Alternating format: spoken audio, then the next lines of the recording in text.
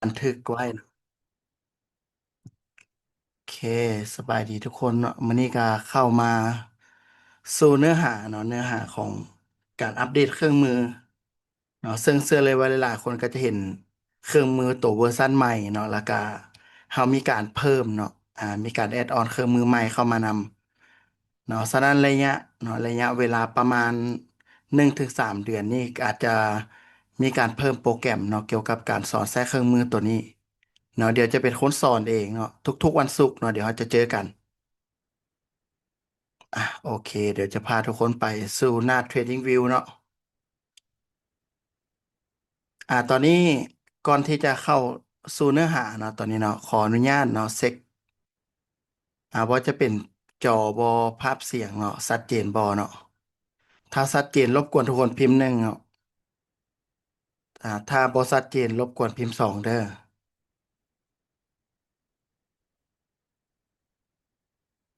ตอนนี้แจ้งทุกอย่างยกเว้นกล้องเนาะตอนนี้อ่าแจ้งทุกอย่างยกเว้นกล้องหรือว่าจะใส่กล้องนี่บอ DJI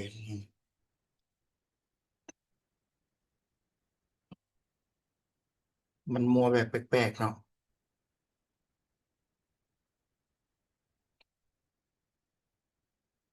ถ้าชัดเจนพิมพ์หนึ่งถ้าทุกคนพอชัดเจนพิมพ์สองเนาะ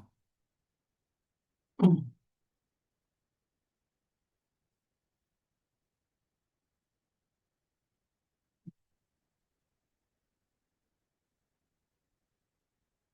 เอ้ยคือเราเป็นน้ำไฟเป็นน้ำกล้องเนาะ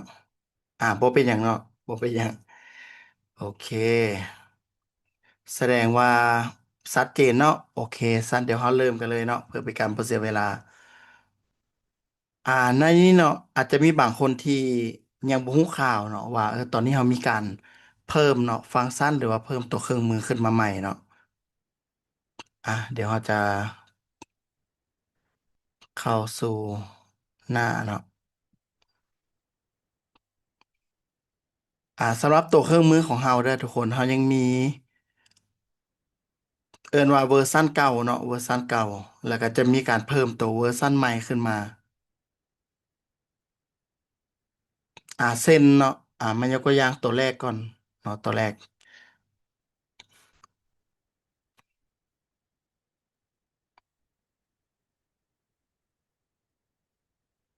สำหรับตัวแรกของเฮาเนาะก็เป็นตัว Infinity เนาะตัวนี้เนาะ Infinity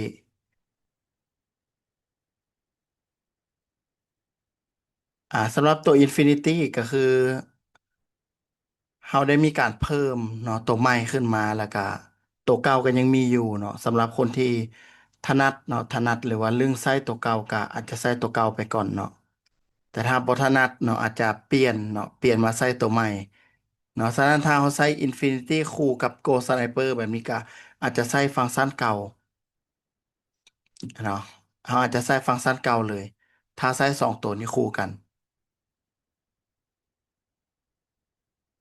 แล้ววันนี้เรามาเบิ่งเนาะสำหรับตัวใหม่เด้อที่เพิ่มขึ้นมา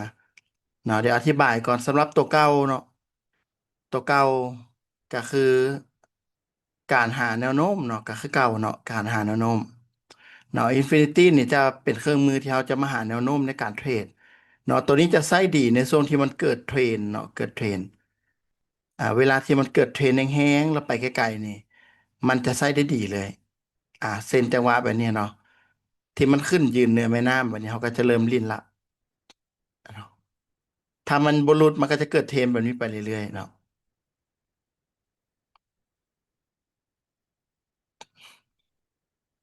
บางเทื่อมันอาจจะเกิดเทรนไปยาวๆเลยเนาะก็มีเส้นตัวอย่างขาลงเนาะขาลงเนาะทุกเทื่อที่มันหลุดลงมาใต้แม่น้ำนี่เขาก็จะจอบลิ้นเซลล์ลงมาเรื่อยๆเนาะเดี๋ยวเข้าใส่เดี๋ยวค่อยว่ากันเนาะให้เบิ่งไอเดียนะสำหรับคนที่ยังบ่เข้าใจเนาะวิธีการเฮ็ดเวียกกันเนาะ ทุกครั้งที่มันหลุดลงมาเนาะต่ำกว่าแม่น้ำเนาะ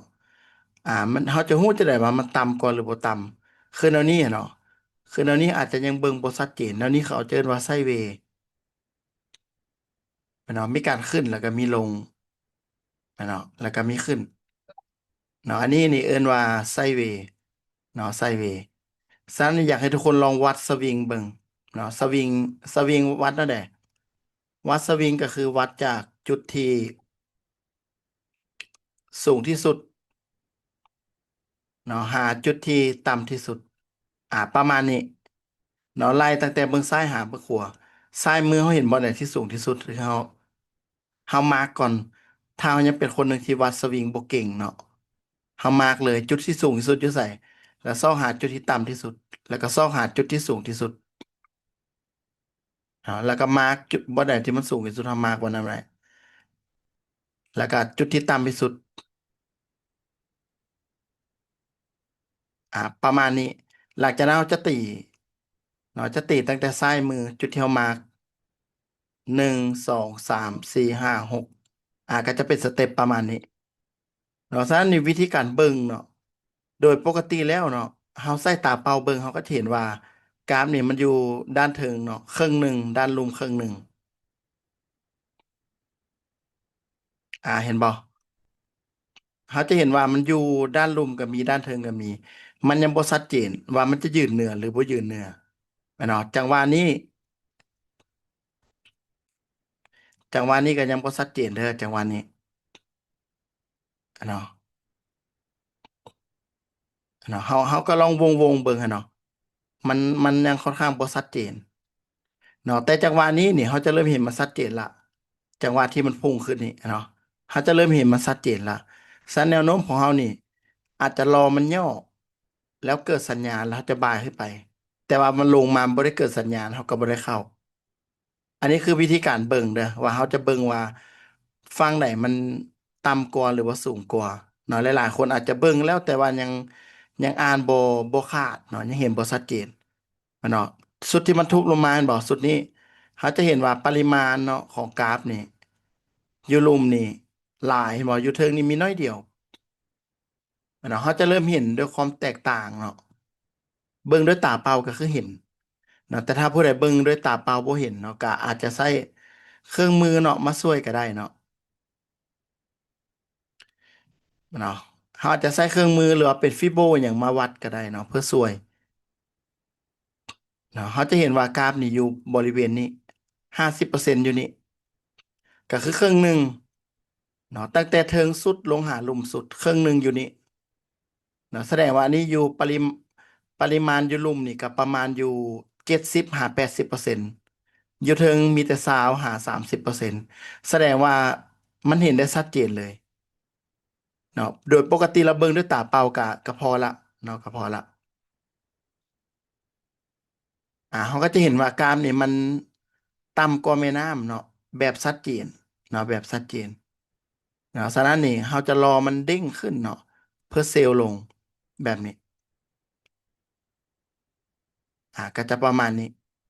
เนาะรอเด้งขึ้นละเซลล์เนาะสั้นตัวแม่น้ำนี่จะเป็นตัวกรองเนาะแนวโน้มเนาะแนวโน้มให้กับเฮาเนาะมันคือพวกค่าเฉลี่ยต่างๆเนาะค่าเฉลี่ยต่างๆเนาะแต่ถ้าเราเป็นสายที่ run order เนาะ run order ก็คือเขาเข้าเลยเนาะเขาเข้าแล้วเขาก็ถือยาวเลยคันเราเป็นสาย run order นะคันเราบ่แม่นสาย run order เนาะก็คือเขาเข้าแล้วเขาก็จะปิดเนาะปิดรอมันย่อเราจึงเข้าใหม่ เนาะมันลงมาก็ปิดรอยย่อแล้วก็เข้าใหม่โดยสัดส่วนประมาณ1 ต่อ 2หาร1 ต่อ 3โดยปกติสวิงเทรดก็จะใช้ประมาณนี้จะเข้าเทรดประมาณนี้1 ต่อ 2หาร1 ต่อ 3เนาะแต่ถ้าสายรันเทรนเนี่ยบอกอย่างที่อาจารย์พรเรารันกะเทอละ10 อาร์ก็มี5 อาร์ก็มี4 อาร์ก็มี6 อาร์ก็มีกะแล้วแต่จังหวะแล้วก็ขึ้นกับการตัดสินใจ เนาะซะในเครื่องมือตัวนี้นี่มันจะใช้ดีช่วงที่เกิดเทรนเนาะแล้วเขาจะรู้จะได้ว่าเกิดเทรนก็คือมันต่ำกว่าแม่น้ำชัดเจนเนาะบ่ต้องแทกก็ได้เบิ่งด้วยตาเปล่าก็รู้เนาะมันอยู่กองแม่น้ำปุ๊บเฮาลินเซล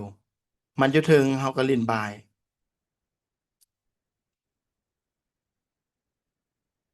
เฮาบ่ฮู้หรอกเนาะหน้างานเฮาจะเห็นเป็นแบบนี้เนาะก็จะเบิ่งว่ามันก็จะย่อมันก็จะบายขึ้นไปเรื่อยๆเฮาบ่ฮู้หรอกว่ามันขึ้นมาฮอดนี้แล้วมันจะลงยกเว้นเนาะเฮามีความรู้ทางด้านเทคนิคอล ถ้าเขามีความรู้เขาก็จะเริ่มวิเคราะห์เป็นละเนาะว่าแนวโน้มใหญ่เนาะแนวโน้มใหญ่ภาพใหญ่ก็คือเป็นขาลงเนาะภาพใหญ่ เนาะคันเราวิเคราะห์เป็นเราก็จะรู้แล้วว่าอ๋อภาพใหญ่นี่เป็นขาลงได้ภาพใหญ่ภาพใหญ่เป็นขาลงเนาะมีโอกาสย่อขึ้นแล้วลงต่อมีโอกาสย่อขึ้นแล้วลงต่อเนาะอันนี้ภาพใหญ่และและนี่คือภาพน้อยเนาะคือภาพน้อยเขาก็จะตีมันประมาณนี้เนาะคันเราวิเคราะห์เป็นเขาก็จะตีประมาณนี้เนาะภาพใหญ่ก็คือเด้งขึ้นแล้วมีโอกาสลงต่อเนาะแต่ถ้าภาพน้อยเขาก็จะเห็นเป็นแบบนี้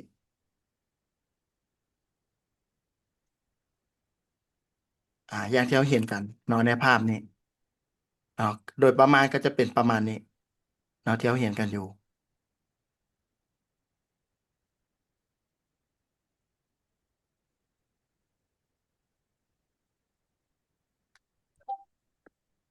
ส่วนจังหวะนี้ก็คือไซด์เวย์ไซด์เวย์เขาจะเห็นว่าลงมาเห็นบ่ลงมาแล้วยังเบิ่งบ่ออกเลยว่ากราฟนี่จะเด้งขึ้นแล้วลงต่อบ่แบบนี้แต่ถ้าเด้งขึ้นแล้วลงต่อจังหวะนี้จะสัวละเนาะจะสัวละเขาก็จะเริ่มลิ้นฟังเซลล์ไปเรื่อยๆแม่นบ่แต่ถ้าเด้งขึ้นลงปุ๊บแล้วไปต่อแบบนี้มันก็จะเริ่มสัวละเนาะฉะนั้นจังหวะแรกเนาะจังหวะแรกที่มันยืนเหนือแม่น้ำอยู่ดีๆแบบนี้เนาะยืนเหนือแม่น้ำอยู่ดีๆแบบนี้ เนาะมันลงมาจังหวะแรกบ่อยากให้ทุกคนเด้งและเซลล์เลยรอให้มาคอนเฟิร์มก่อนค่ะมันลงมาแล้วจังหวะสองเด้งขึ้นไปค่อยเซลล์เขาก็จะเริ่มเห็นว่าอ๋อทิศทางนี่มันชัดเจนเนาะมันก็จะคล้ายๆคือสตั๊กเจอร์เนาะสตั๊กเจอร์ที่เราฮู้กันเนาะว่าก่อนที่เขาจะเซลล์เนาะก่อนที่เขาจะเซลล์ก็คือเขาก็ต้องรอให้โลมาเนาะรอให้มีสองโลแล้วก็อันนี้เป็นไฮบ่อันนี้ก็อาจจะเป็นไฮอาจจะมีไฮอยู่นี่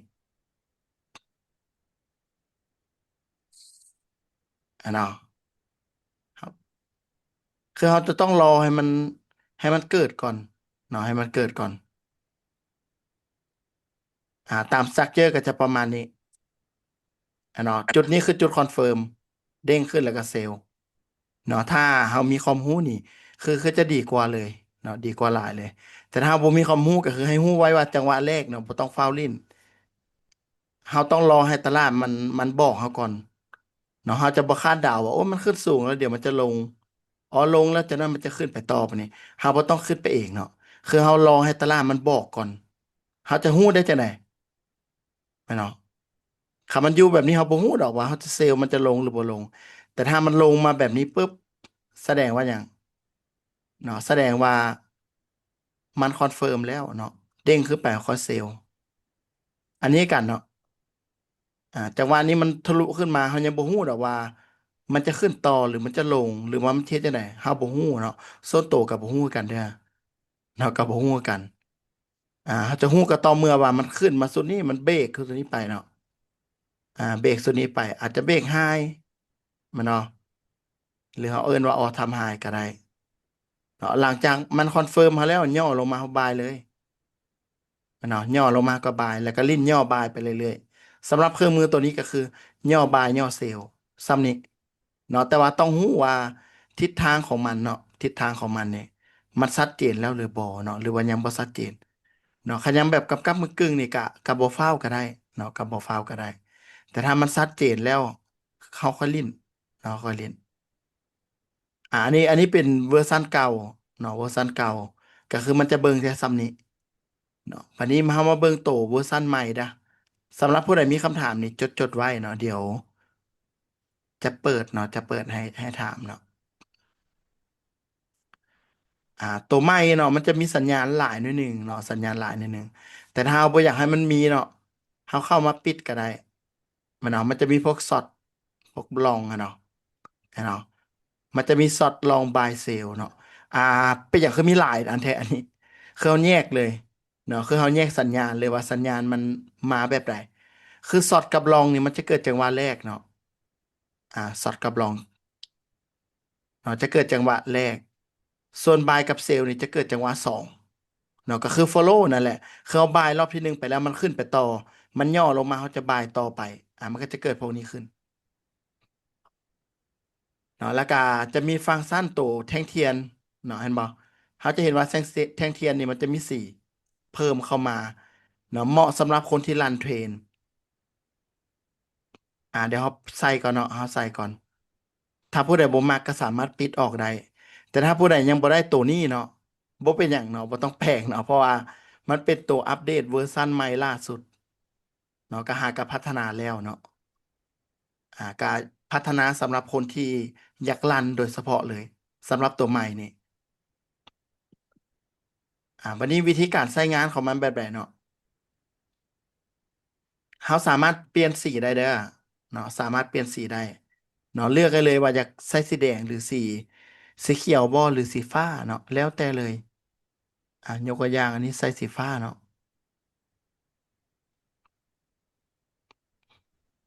มันขึ้นให้มันเป็นสีฟ้าเนาะมันลงให้เป็นสีแดงเนาะหรือให้เป็นสีบัวซะเนาะให้มันเด่นๆนิดนึงได้เนาะเขาสามารถมาปรับเนาะมาปรับได้เลยว่าจะใส่โหมดใด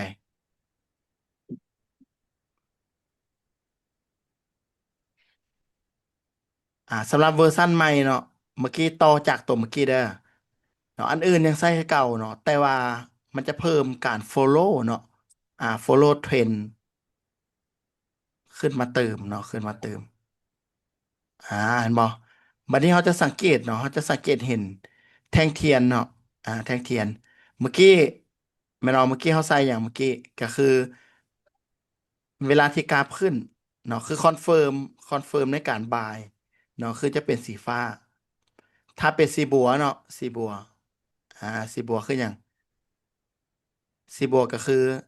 คอนเฟิร์มลงเนาะคอนเฟิร์มลงเห็นบ่คันอยากเห็นชัดเจนก็คือเอาแตะตัวเครื่องมือมันจะขึ้นมาเลยเนาะคันอยากเห็นชัดเจนแตะเครื่องมือแล้วมันจะขึ้นมาเลยเด้อแบบนี้เลยเนาะกรณีที่เฮาเบิ่งแล้วมันยังบ่ชัดเจนปานใดเนาะให้แตะเครื่องมือเนาะมันก็จะมีอยู่แต่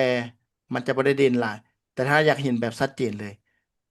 เนาะถ้าเครื่องมือตัวนี้จะมีแค่3 สีเนาะสีแดงก็คือคอนเฟิร์มลง สีเขียวหรือเขาจะเปลี่ยนเป็นสีฟ้าก็แล้วแต่เนาะคอนเฟิร์มขึ้นส่วนสีเหลืองก็คืออยู่จุดที่ต้องเลือกทางเนาะสำหรับคนที่รันเทรนเนาะเวลาที่มันเกิดเทรนแบบนี้นี่ถ้ารีบเป็นรอบเนาะก็คือเซลล์หรือว่าช็อตลงมานี่มันเกิดสีเหลืองคือปิดออกแล้วมันเกิดใหม่ก็คือเข้าอีกมันเกิดสีเหลืองก็คือปิดแบบนี้เนาะเกิดสีเหลืองก็คือปิดเกิดสัญญาณแบบนี้บ่เกิดสีแดงบ่ได้เข้าเนาะต้องเกิดสีแดงแบบนี้จึงได้เข้า เกิดสีเหลืองปิดเกิดสีแดงเข้าเกิดสีเหลืองก็คือปิดสีแดงก็คือเข้าเนาะแต่ย้ำเลยว่าถ้าเกิดสัญญาณแล้วเป็นสีเหลืองคือบ่ได้เข้าได้เพราะสีเหลืองคืออยู่จุดที่ลังเลอยู่เนาะลังเลอยู่อันนี้ตัวอย่างเป็นฟังเซลล์สำหรับคนที่ลิ้นสวิงเทรดหรือลิ้นเป็นเดย์เทรดเนาะอันนี้ก็คือมันเกิดสีแดงเนาะมันเกิดสีแดงก็คือเข้าเนาะแต่มันต้องเกิดสัญญาณนำได้เนาะมันต้องเกิดสัญญาณนำ เนาะมันปุ๊บแทงเทียนเป็นสีเหลืองปุ๊บคือปิดออกเลยเนาะแล้วแทงเทียนเกิดสีแดงก็คือเข้าใหม่เกิดสีเหลืองก็คือปิดออกเนาะก็รอถ้ามันเกิดหรือว่ามันเกิดเป็นสีเขียวเฮาก็ลิ้นบายเนาะแต่ต้องเกิดสัญญาณเนาะมีข้อแม้ว่าเกิดสีเขียวต้องเกิดสัญญาณนำเนาะถ้าเฮาก็จะใส่ตัวแม่น้ำเนาะมากรองเนาะพอรู้สึกว่าเอ้ยมันใส่ได้ดีเนาะสำหรับคนที่รันเทรนก็คือ เขาจะเข้าตั้งแต่ต้นไปแหละเนาะอาจจะได้จังหวะนี้หรือจังหวะนี้หรือจังหวะนี้บ่ฮู้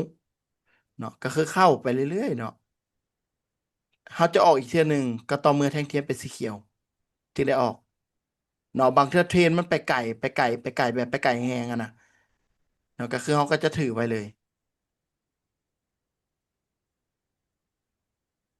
เนาะสมมติว่าได้จังหวะนี้หรือได้จังหวะนี้เนาะบ่ฮู้ว่าได้จังหวะไหนถ้าลันเทรนก็คือจะปิดอีกเทื่อหนึ่งก็ต่อเมื่อว่ามันเกิดแท่งเทียนสีเขียวแถวๆนี้เกิดจึงได้ออก ก็คือถือยาวเลยลันลงมาเลย เวลาที่เราบายขึ้นมาดิคือกันเนาะคือกันบายเนาะรอให้มันเกิดแท่งสีแดงแล้วจึงออกเนาะแล้วก็ได้เข้าใหม่เนาะได้เข้าใหม่จุดนี้แล้วก็จะออกอีกเทื่อหนึงก็อยู่เทิงนี้ก็คือถือเนาะซ่านี่บางจังหวะนี่มันอาจจะได้ระยะแบบไก่เนาะไก่พอสมควรเลยสำหรับสายลานเทรนนี่คิดว่าก็มีประโยชน์เนาะเพราะหลายๆคนบ่ฮู้ว่าเอ้ยจะถือออเดอร์ไปฮอดไสแบบนี้นะ อันนี้ก็20,000ก็จุดเนาะหรือว่าเขาพอใจแล้วเขาอยากปิดก็ได้เนาะเขาอยากปิดก็ได้เนาะอันนี้แล้วแต่เขาเลยเนาะแล้วแต่เลยแต่วิธีการใช้งานเครื่องมือนี่มีแต่ซ้ำนี่เนาะเดี๋ยวปิดอันนี้ไว้นิดนึงครับ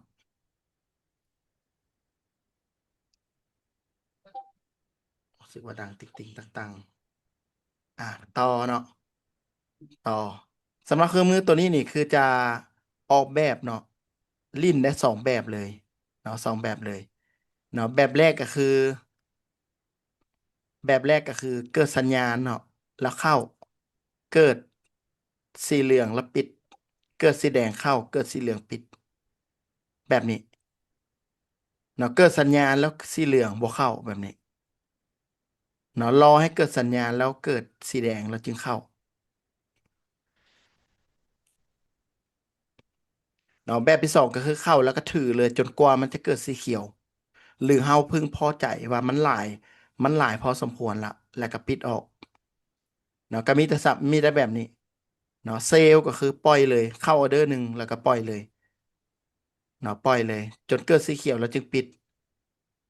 หลังจากนั้นปุ๊บนี่เกิดสัญญาณเนาะสัญญาณเขาก็เข้า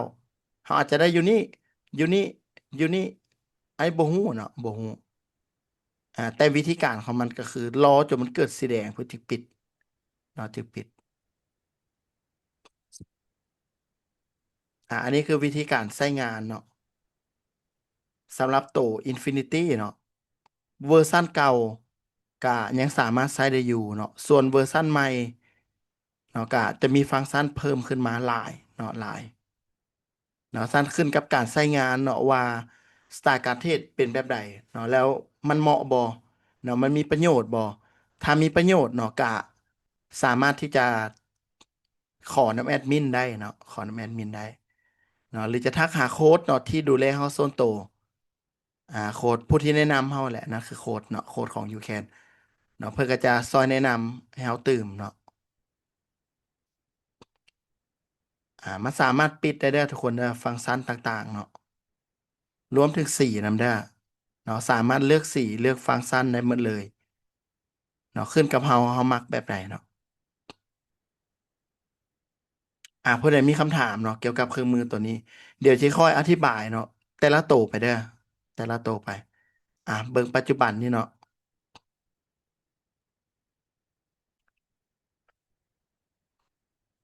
ปัจจุบันถ้าได้เซตบายเซตนี้ขึ้นมาเนาะถ้าลิ้นแบบสวิงเทสบายนี่เกิดสีเหลืองเขาก็ต้องได้ปิดแถวๆนี้ล่ะบายอยู่นี่ปิดอยู่นี่เนาะแล้วก็เกิดสัญญาณบายอีกครั้งหนึ่งตัวนี้ เนาะมันจะต้องมี PA นำแหละคือเกิดสัญญาณบายแต่ว่าเป็นแทงรีเจ็คหรือมีแต่ไส้แบบนี้บ่ได้เนาะบ่ได้จะต้องเกิดเป็น PA เห็นบ่อันนี้ทุกคนน่าจะได้เรียนละเพราะว่าคลาสหลายๆคลาสของเราก็คือมีเรื่องของแท่งเทียนเนาะเป็นเบสพื้นฐานเนาะกระบายเนาะเกิดสีเหลืองปิดเกิดบายขึ้นไปเนาะแบบนี้รีบเป็นรอบไปเนาะเป็นรอบไปแล้วจังหวะที่มันลงมาแบบนี้กะเฮาก็เล่นเซลล์ เนาะรีดเซลล์บางจังหวะที่มันแฮงมันก็จะไปเลยบางจังหวะบ่แฮงปุ๊บมันก็ย้อนกลับมาเกิดสีเหลืองก็ปิดเนาะเกิดสีแดงก็เข้าใหม่เกิดสีเหลืองก็ปิดอยู่นี่เนาะเกิดสีแดงอยู่นี่ก็เข้าใหม่เนาะเข้าใหม่อยู่จังหวะนี้แต่จังหวะนี้น่าจะประธานได้ปิดเนาะน่าจะ SL ก่อนเนาะพอมันขึ้นมาเลยตอนนี้เกิดสีเหลืองละรอถ้าเกิดแท่งสีแดงเนาะถ้าสัญญาณมาก็คือจะได้เซลล์ลงมา เนาะคันเราลิ้นตามเครื่องมือตัวนี้ก็คือลิ้นตามระบบเนาะอย่างที่ทุกคนเห็นนะมัน มันอาจจะบ่แม่นว่าชนะตลอดเนาะมันอาจจะบ่ชนะตลอดเนาะแต่โดยรวมเนาะภาพรวมถือว่าแบ็กเทสมาก็โอเคเนาะก็โอเคคันเฮาลิ้นตามระบบแบบร้อยได้เนาะเราคิดเบิ่งส่วนเข้าบายจุดนี้เห็นบ่มันขึ้นมานี่คันเฮาโอเคหรือว่าพอใจเฮาปิดได้เนาะเฮาปิดได้แต่ถ้าบ่พอใจลงมามันเกิดแท่งสีเหลืองเฮาก็ออกกันบ่แสดงว่าเข้าออเดอร์อยู่นี้เฮาปิดอยู่นี้การยังได้กำไรอยู่เนาะแล้วเกิดอยู่นี่เนาะ ก็บายขึ้นไปเนาะบายขึ้นไปแล้วเกิดสีเหลืองอยู่แถวๆนี้ก็อาจจะได้คัดออกเนาะคัดออกถ้าตามระบบนะเนาะแต่ส่วนตัวนี่บ่ค่อยแนะนำเนาะบ่ค่อยแนะนำให้เทรดแบบนี้อยากจะให้เบิ่งปิดสวิงหลายกว่าเนาะเพอกราฟนี่มันจะขึ้นเลยแบบนี้บ่มีอะเนาะฉะนั้นจังหวะแบบนี้นี่ มันจะขึ้นไปเลยแบบนี้มันบ่ค่อยมีเนาะเราต้องเบิ่งจังหวะย่อมันถึงจะดีเนาะขึ้นแล้วย่อแล้วหาจังหวะเข้าขึ้นแล้วก็ย่อแล้วหาจังหวะเข้าแบบนี้จะโอเคหลายกว่าเนาะเพราะว่าหน้างานเราบ่ฮู้ดอกว่าย่อแล้วมันจะขึ้นไปเลยหรือว่ามันจะลงมาหรือว่ามันจะไซด์เวย์แบบนี้เราบ่มีทางฮู้เนาะแต่ว่าพฤติกรรมของกราฟมันมีแต่ซ้ำนี้เนาะบ่ได้มีอย่างหลายนอกเหนือจากนี้เลยเนาะเขาก็รอแบบนี้ ถ้าเขาจะลีนต่อจังหวะที่มันรีบาวขึ้นไปลงมาแล้วก็มันรีบาวขึ้นไปก็เนาะเขาก็จะรีบประมาณนี้เห็นว่ามันเกิดละเนาะถ้าเทสตามเครื่องมือคือมันเกิดก็คือเขาก็เข้าเลยSL เนาะ SL ของเรานี่วางอยู่นี่ใกล้ๆแท่งเทียนนี่เลยที่พีก็อาจจะเบิ่งเนาะอาจจะเบิ่งเอาว่าระดับจักจุดเนาะที่มันโอเคเนาะที่มันโอเคสำหรับเรา1-2บอหรือว่า1-3ถ้าเขาเป็นสายรันเขาก็รอจนมันเกิดสีเขียวมาแหละเนาะรอมันเกิดสีเขียวเลยเนาะตราบใดที่มันยังเกิดสีแดงอยู่เขาก็ถือต่อไปเรื่อยๆเนาะหรือเขาจะเล่นตามระบบก็ได้เนาะรอให้มันเกิดสีเหลืองแล้วจึงปิดออกก็ได้คือกันเนาะถ้ายังเกิดสีแดงอยู่ก็ถือมันเกิดสีเหลืองก็คือถือก็คือปิดหรือว่าเขาจะปล่อยรันไปเลยก็ได้เนาะได้หมดเลยผู้ใดมีคำถามก็เดี๋ยวเปิดไมค์มาลมกันได้เนาะสบายเนาะทุกคนเนาะสบายดีอาจารย์โอเคสบายดีเจ้าจ่าพิษณุสรณ์เด้อไอ้พิษณุสรณ์จากอุดมไซอ๋ออันได้ สบายดีอาจารย์ตุ้ยอันอยากขอแลกเปลี่ยนนิดนึงเนาะผู้ดีมื้อนี้อันคอมไอ้ผู้ดีทีมงานเอาลงเบียกอะนะก็เลยว่าบ่ได้เข้าแทนที่นำแต่ว่าเฮาได้รีคอร์ดไว้บ่อาจารย์ข้อหมายคือได้อ๋อแมนน้องเรคคอร์ดเวลาเมื่อกี้นี้เอาก็รบกวนส่งให้ให้อันไอ้ตื่มหน่อยได้บ่ไอ้ก็ได้อยากได้ได้ได้ได้พอดีเพราะว่าสัเดี๋ยวงเกตมื้อนี้ก็ได้อันโอเคเกี่ยวกับคืออาจารย์เว้าเรื่องการนำใช้เครื่องมือนี่เห็นว่ามื้อนี้อันอ้ายก็สังเกตอยู่ในกลุ่มแล้วก็ทีมงานหลายคน ทางโค้ชของไอเองเนาะก็คือผู้แนะนำของน้องไข่มุกแล้วก็เทรดตามเครื่องมือนี่เห็นว่าได้ผลไอตีราคามามือนี้เนี่ยอันนี้ส่วนตัวเนาะถือว่าถือว่าได้ผลดีดีท้ายเนาะอันนี้ส่วนตัวเนาะก็ได้แล้วขอถามอีกอันนึงก็คือตัวที่อันมีเวอร์ชันเก่ากับเวอร์ชันใหม่เนาะคืออาจารย์ตุ้ยแนะนำมาเนาะที่อันอยู่ในเวอร์ชันเก่ามันบ่ได้มีจุดแบบนี้เนาะก็คือเป็นจุดเขาเอิ้นว่ามีสีเหลืองสีเขียวเขาเอิ้นว่าจุดบายจุดเซลล์เนาะสีเขียวก็เป็นจุดเซลล์อย่างก็คือเวลามันรันอยู่ในกราฟตัวจริงเนาะอาจารย์เนาะเขาจะบ่ฮู้ข้างหน้าแม่นบ่เนาะแต่ว่ามันจะขึ้นไปเห็นจุดตัวนั้นมันบอกก่อนแม่นบ่อาจารย์เครื่องมือเขาก็นำไปดังนั้นแม่นบ่อาจารย์ไม่ละโดยปอ๋อ กติก็จะประมาณนั้นเลยซึ่งสมมติว่าโอ้เดี๋ยวนี้เขารออยู่เนาะเห็นเขาคือก็คืออาจารย์แนะนำก็คือว่าเบิ่งภาพรวมของตัวใหญ่เลยก็คือขึ้นลงโอเคเห็นมันลงเขาสิเห็นมันเริ่มขึ้นละเขาก็เกี่ยมรอไว้ซึ่งว่าเขาสิบ้ายเนาะคืออาจารย์เราเมื่อกี้เขามาเบิ่งจุดที่มันมาร์กสีฟ้าไว้แล้วเขาก็เกี่ยมเข้าบ้ายเนาะสมมติว่ามันเริ่มลงวันนี้เขาก็มาเบิ่งซีนบอกอาจารย์แล้วก็เอาตัวน้ำนี่บอกลงมาตื่มเป็นตัวฟัดว่ามันลงในเทรนทั้งลุมน้ำแล้วนะเขาเป็นต้องได้บ้ายแล้วแม่นบอกอาจารย์ แมนคือถ้าเขาจะใส่ตัวใดตัวหนึ่งคือเขาก็เลือกใส่เลยเนาะเพราะเครื่องมือนี่เขาจะออกแบบมาเนาะให้กับหลากหลายสไตล์การเทรด โดยอ๋อกับเจ้าเบิ่งว่าฟังก์ชันที่ต้องใช้เนาะแล้วก็เครื่องมือตัวไหนที่มันเหมาะ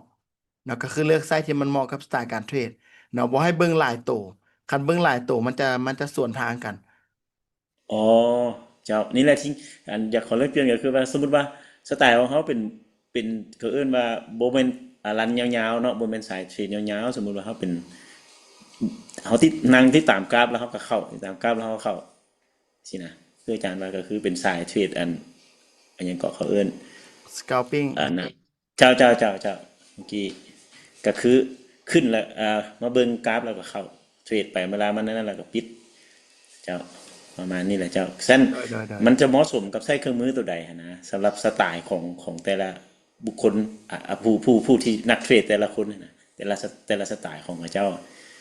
ซึ่งว่าคืออาจารย์ว่าสายนี้ต้องใช้เครื่องมือตัวนี้ได้มันเหมาะสมคือเมื่อกี้อาจารย์ว่าคือ Infinity เวอร์ชันใหม่เหมาะกับสายที่มันรันยาวๆเนาะสมมุติว่าแล้วสายที่คือเอิ้นว่าเทรดภายในมืออันเขาเอิ้นว่าบ่เป็นสายรันยาวๆเป็นสายคืออาจารย์ว่าเมื่อกี้หั่นก็ต้องใช้เครื่องมือตัวใดที่มันเหมาะสมจังซี่นะเพื่อให้กับเจ้าแบบเบิ่งได้ง่ายกว่าหั่นน่ะเนาะ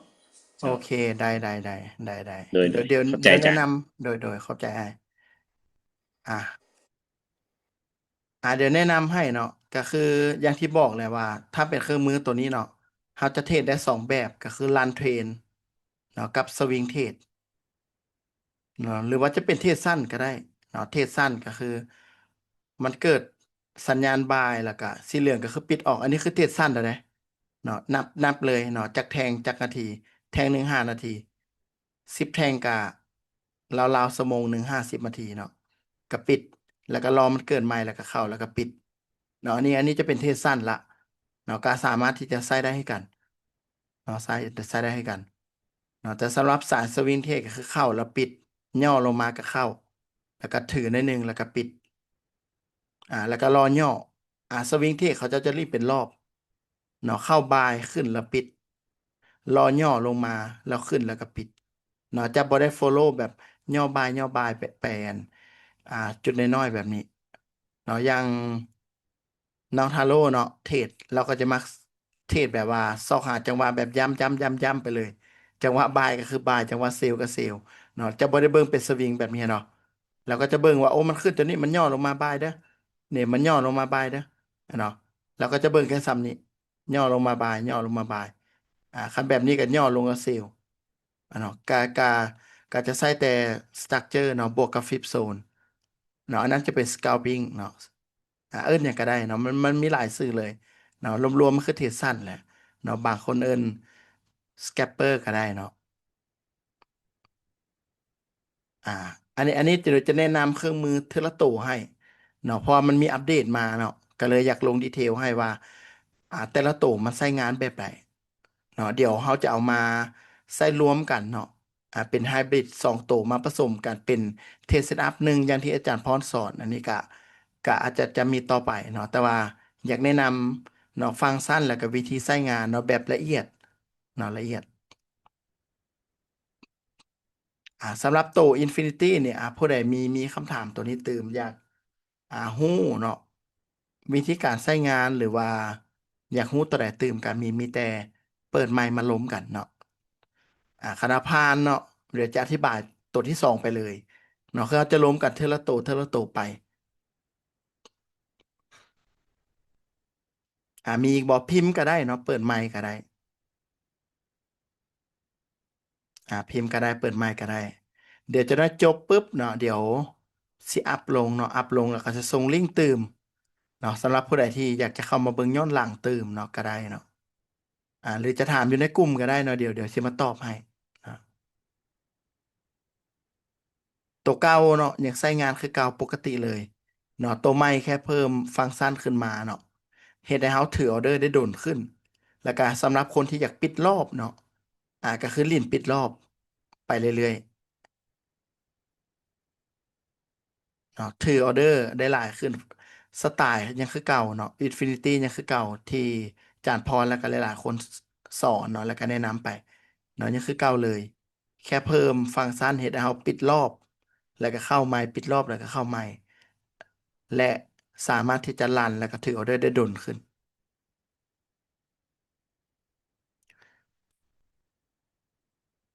อ๋อสีเหลืองเป็นจังไหนเนาะสีเหลืองคือบ่เฮ็ดหยังเนาะสีเหลืองบ่ได้เฮ็ดหยัง คือสีเขียวเขาจะลิ้นบายหรือว่าถือออเดอร์อยู่แล้วมันเกิดสีเขียวเขาก็ปล่อยมันไปเรื่อยๆเนาะเกิดสีเหลืองบ่เฮ็ดหยังจนกว่ามันจะเกิดสีแดงเนาะจนกว่ามันจะเกิดสีแดงถ้าเกิดสีแดงก็คือเซลล์เนาะเซลล์แล้วจะออกตอนไหนก็ออกตอนมันเกิดสีเขียวเนาะก็จะเป็นประมาณนั้นเลยเนาะคือจังหวะนี้แหละเท้าลิ้นตามเครื่องมือนี่บอกว่าเพศสนะนี่เขาก็ต้องได้ปล่อยมาตามระบบ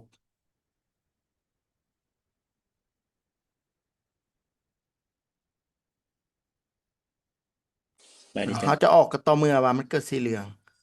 แต่ถ้าเราอยากเจ้ารันขอถาม เทรนเขาจะออกกับต่อเมื่อมันเกิดสีเขียวเนาะอ่ะอ๋อเจ้าก็คือเมื่อกี้อาจารย์ว่าเมื่อกี้กับพอดีเลยกำลังสิถามตื่มเคลื่อนสมมุติเฮาคือตามกราฟนี่เนาะเฮาเห็นมันเป็นเริ่มเป็นสีฟ้าก็คือเป็นสัญญาณของการบ่ายเนาะสมมุติเฮาขึ้นไปเนาะจนมาฮอดสีแดงคือตัว SU เบื้องนั่นเนาะเจ้าอยู่จุดนั้นจึงเฮาจึงออกแมันบ่อาจารย์แม่นแม่นนั่นแหละนั่นแหละแม่นแม่นสมมุติอ๋อเราเข้าเนาะสมมุติเข้าบายอยู่นี่นี่เจ้าโดยมันเกิดสีแดงเขาจึงออกหรือว่าเขาพอใจในกำไรที่เขาก็ออกอ๋อแต่เจ้าถ้าลิ้นรอตกบคือมันเกิดสีเหลืองคือออกเลยแล้วก็เกิดอ๋สีเขียวแล้วอก็เข้าใหม่สีเหลืองออกสีเขียวเข้าใหม่ฝั่งเซลล์ก็คือกันเนาะสตาร์ทคือกันเลยคืปั๊บก็อกันเลยเป็นแล้วเซลล์ลงก็เซลล์มาปั๊บเวลาฮอตสีเหลืองเจ้า ก็ออกเกิดสีแดงเข้าใหม่สีเหลืองออกสีแดงเข้าใหม่สีเหลืองออกสีแดงเข้าใหม่ไปเลยเจ้าแต่อาจารย์ตุ้ยโอเคเนาะ แบบนี้อัปเดตตามไทม์เฟรมบอแล้วแต่เนาะเฮาใส่ไทม์เฟรมไหนมันก็จะมี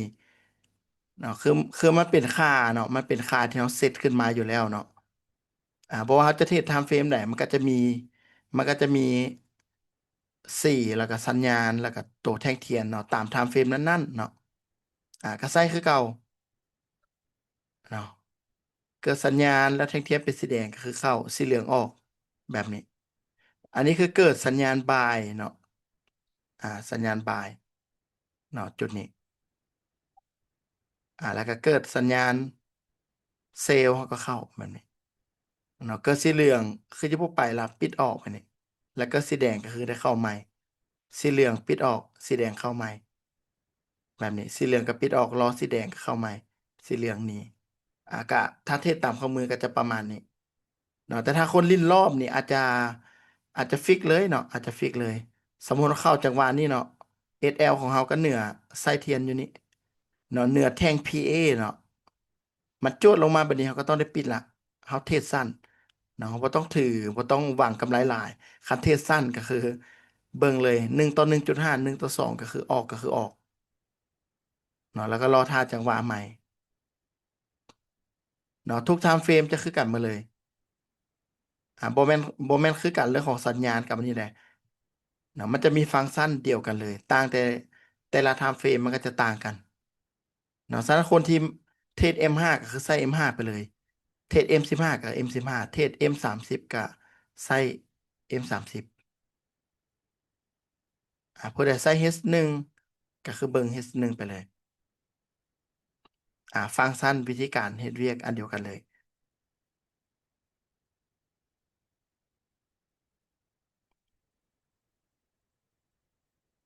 อ่ะโอเคเนาะ Infinity ตัวเก่าเนาะบ่ได้มีหยังเนาะก็อัปเดตให้ฟังเนาะการใช้งานคือเก่าเนาะแต่ตัวใหม่โดยรวมเนาะวิธีการใช้งานเมนหลักก็ยังเป็นอันเก่าเนาะแค่เขาเพิ่มฟังก์ชันขึ้นมาเนาะทุกคนสามารถเข้าไปเซตได้เลยเนาะถ้าสัญญาณมันหลายปิดออกก็ได้เนาะสัญญาณหรือว่าอยากให้แท่งเทียนมันเปลี่ยนสีก็ปิดออกก็ได้คือกันเนาะอันนี้แล้วแต่เนาะแล้วแต่ว่าบางคนนี่ใส่โกสไนเปอร์ดีแล้วเนาะแล้วมาใส่ตัวนี้รู้สึกสัญญาณมันจะหกเกินไปเนาะก็ให้มาปิดออก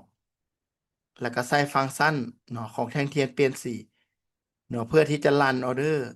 หรือว่าเพื่อที่จะเบิ่งออเดอร์จุดที่เฮาบายแล้วเฮาเซลเนาะเขาจะปิดจุดใดเนาะส่วนเข้าบายในโกสไนเปอร์แบบนี้ก็แค่เบิ่งว่าโอ้แท่งเทียนมันเปลี่ยนสีเหลืองเขาจะหนีแบบนี้ก็ได้กันเนาะมันลงมาโกสไนเปอร์อาจจะได้ปลายไส้แหละอยู่นี่แล้วมันขึ้นมาก็ส่องหาจังหวะออกก็ได้คือกันเนาะก็ได้คือกัน ลองเบิ่งว่าเขาจะใช้ประโยชน์จากเครื่องมือได้แนวใดเนาะให้มันเหมาะกับวิธีการเทรดแล้วก็สไตล์การเทรดอ่าเบิดเนาะคำถามตัวที่หนึ่งเนาะเบิดตัวที่สองโกสไนเปอร์เนาะโกสไนเปอร์นี่กะยังคือเก่าเนาะยังคือเก่าเนาะเขาบ่ได้มีการอัปเดตเขามีการอัปเดตเวอร์ชันใหม่ของ Infinity เท่านั้นเนาะแล้วก็มีเพิ่มเครื่องมือตัว SMC ขึ้นมา เนาะฉะนั้นในจุดเข้าเนาะจุดที่ดีที่สุดแบบเข้าได้ปลายไส้ที่สุดก็คืออาจจะเป็นตัวของ Go Sniper เนาะอันนี้ยังให้เป็นอันดับหนึ่งอยู่เนาะจุดเข้าของมันจะค่อนข้างปลายไส้ซันเราสามารถเข้ามาเพิ่มเนาะมันจะมีฟังก์ชันเดียวก็คือโหมดเทรนเนาะคันเราใส่โหมดเทรนสัญญาณจะมีแต่ฟังเดียวที่ได้เปรียบเนาะมันจะมีด้านขวามือเนาะทุกคนเห็นบอก เนาะมันจะมีตัวนี้เป็นตัวกรองเทรนเนาะแต่ถ้าบางคนนี่เบิ่งบ่เป็นเนาะอันนี้ก็จะเป็นแต่ละไทม์เฟรม M15 แบบนี้เนาะ M30 H1 H4 เนาะเขาก็จะเห็นว่าฝั่งไหนมันขึ้นมันลงอะเนาะเบิ่งสี่เอาก็ได้หรือเขาจะเอาสามตัวมาบวกกันก็ได้เนาะมาบวกกันก็ได้เนาะว่าจะเทรดฝั่งไหนหรือเขาจะเอาสี่ตัวมาหารค่าเฉลี่ยก็ได้คันเกิดเขียวสามแดงหนึ่งแสดงเขาจะเลือกลิ้นฝั่งนั้นก็ได้คือกัน เนาะแต่ถ้าคำนวณบ่เก่งเนาะก็ใส่ฟังก์ชันที่มีอยู่เลยเพื่อให้สัญญาณมันหายไปฝั่งหนึ่งเนาะจะช่วยลดได้หลายเลยเนาะสังเกตเบิ่งเวลาเขาเสียเนาะมันจะเสียตอนที่เขาส่วนเทรนอาจจะยกตัวอย่างจังหวะที่มันขึ้นมาเห็นบ่คันเขาลิ้นบายเขาจะบ่เสียเห็นบ่จังหวะนี้มันจะเสียเฉพาะตอนเขาลิ้นเซลล์แต่ถ้าเอาบ่ใส่โหมดเทรนนี่มันจะมีสัญญาณเซลล์เต็มเลยเนาะ จังหวะนี้พันแม่นเนาะจังหวะนี้พันแม่นแต่มันจะมีบางจังหวะที่เซลล์แล้วก็แพ้เนาะเซลล์แล้วก็แพ้เนาะหรือว่าบายเห็นบ่เกิดสัญญาณบายแล้วบ่ขึ้นบายแล้วก็บ่ขึ้นเนาะอันนี้แล้วแต่การใช้งานของมันบ่เซลล์บ่ลงอะเนาะที่จริงมันก็ยังบ่ฮอดจุดปานใดเนาะแถวๆนี้อาจจะมีโอกาสฮอดเนาะแถวๆนี้แต่แถวนี้นี่น่าจะบ่ฮอดโซนเนาะเพราะในสถานการณ์ตัวจริงมันคือไดนามิกเนาะมันเคลื่อนที่ไปเรื่อยๆเนาะ เหมือนเนาะฉะนั้นนี่มันจะลดสัญญาณเนาะลอกไปหลายเลยคันเฮาใส่เนาะคันเฮาใส่แล้วเราก็จะได้จุดเข้าที่ค่อนข้างคมไปหนึ่งเนาะคมไปหนึ่งอะเนาะจุดเข้าที่แบบปลายไส้เนาะเกิดแถวนี้บ่ได้เข้าอะเนาะเกิดแถวนี้เข้าอะเนาะก็จะได้ไปปลายไส้เลยจุดนี้เนาะจุดนี้บ่ฮอตโซนบ่ได้เข้าอะเนาะซันโกสไนเปอร์ของเราคือเวลาที่เกิดสัญญาณเนาะอยู่ระหว่างเส้นในเนาะเอิ้นว่าเส้นในซะเนาะเอิ้นว่าเส้นในซะ เส้นนี้หาเส้นนี้เนาะเวลาที่เกิดสัญญาณอยู่แถวๆนี้ปุ๊บนี่เขาจะบ่ได้เข้าเนาะเขาจะเข้าต่อเมื่อว่าเกิดสัญญาณเลยจุดนี้ไปอันนี้จะเป็นโซนของเราเนาะจะเป็นโซนเซลล์ยูรุมจะเป็นโซนบายเนาะอ่าลุดนี้ออกไปได้บ่ลุดนี้ออกไปก็ได้ลุดนี้ออกมาก็ได้เนาะได้หมาเลยเนาะได้หมาเลยเนาะจังหวะที่มันลุดไปเนาะมันจะดีดตัวแหงเนาะสังเกตเลยจุดที่มันลุดมามันจะดีดตัวแหง แต่ถ้าจุดที่มันบ่หลุดเด้มันก็ดีดอยู่แต่ดีดบ่แฮงปานใดเนาะก็ดีดบ่แฮงปานใดเนาะหลุดปุ๊บไปเนาะคำมันสแลปลงหลุมปุ๊บนี่แสดงว่าแฮงเหวี่ยงของมันหลายมันจะดีดโตแฮงเป็นพิเศษเนาะหลุดปุ๊บก็ดีดแฮงอะเนาะจังหวะที่บ่หลุดนี่ก็เด้งหน้อยหนึงบางจังหวะอาจจะบ่เด้งเลยนะแต่ส่วนใหญ่มักจะเด้งหน้อยหนึงเด้งหน้อยหนึงเนาะแต่บ่แฮงจังหวะนี้คือแฮงเลยเห็นบ่ดีดโตแฮงเลยระยะของมัน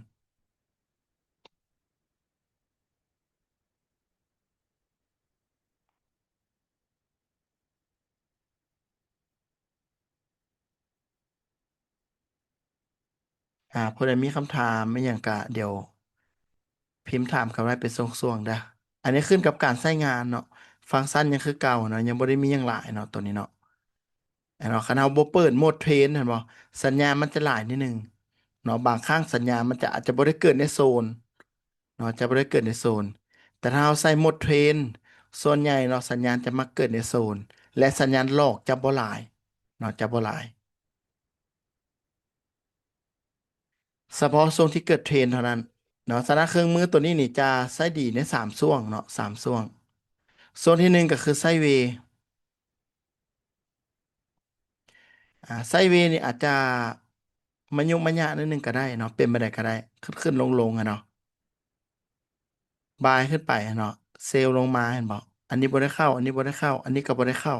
ยังบ่ฮอดอันนี้ได้เข้าอะเนาะอันนี้บ่ได้เข้าอันนี้ได้เข้าอะเนาะอันนี้บ่ได้เข้าบ่ฮอดอันนี้ได้เข้า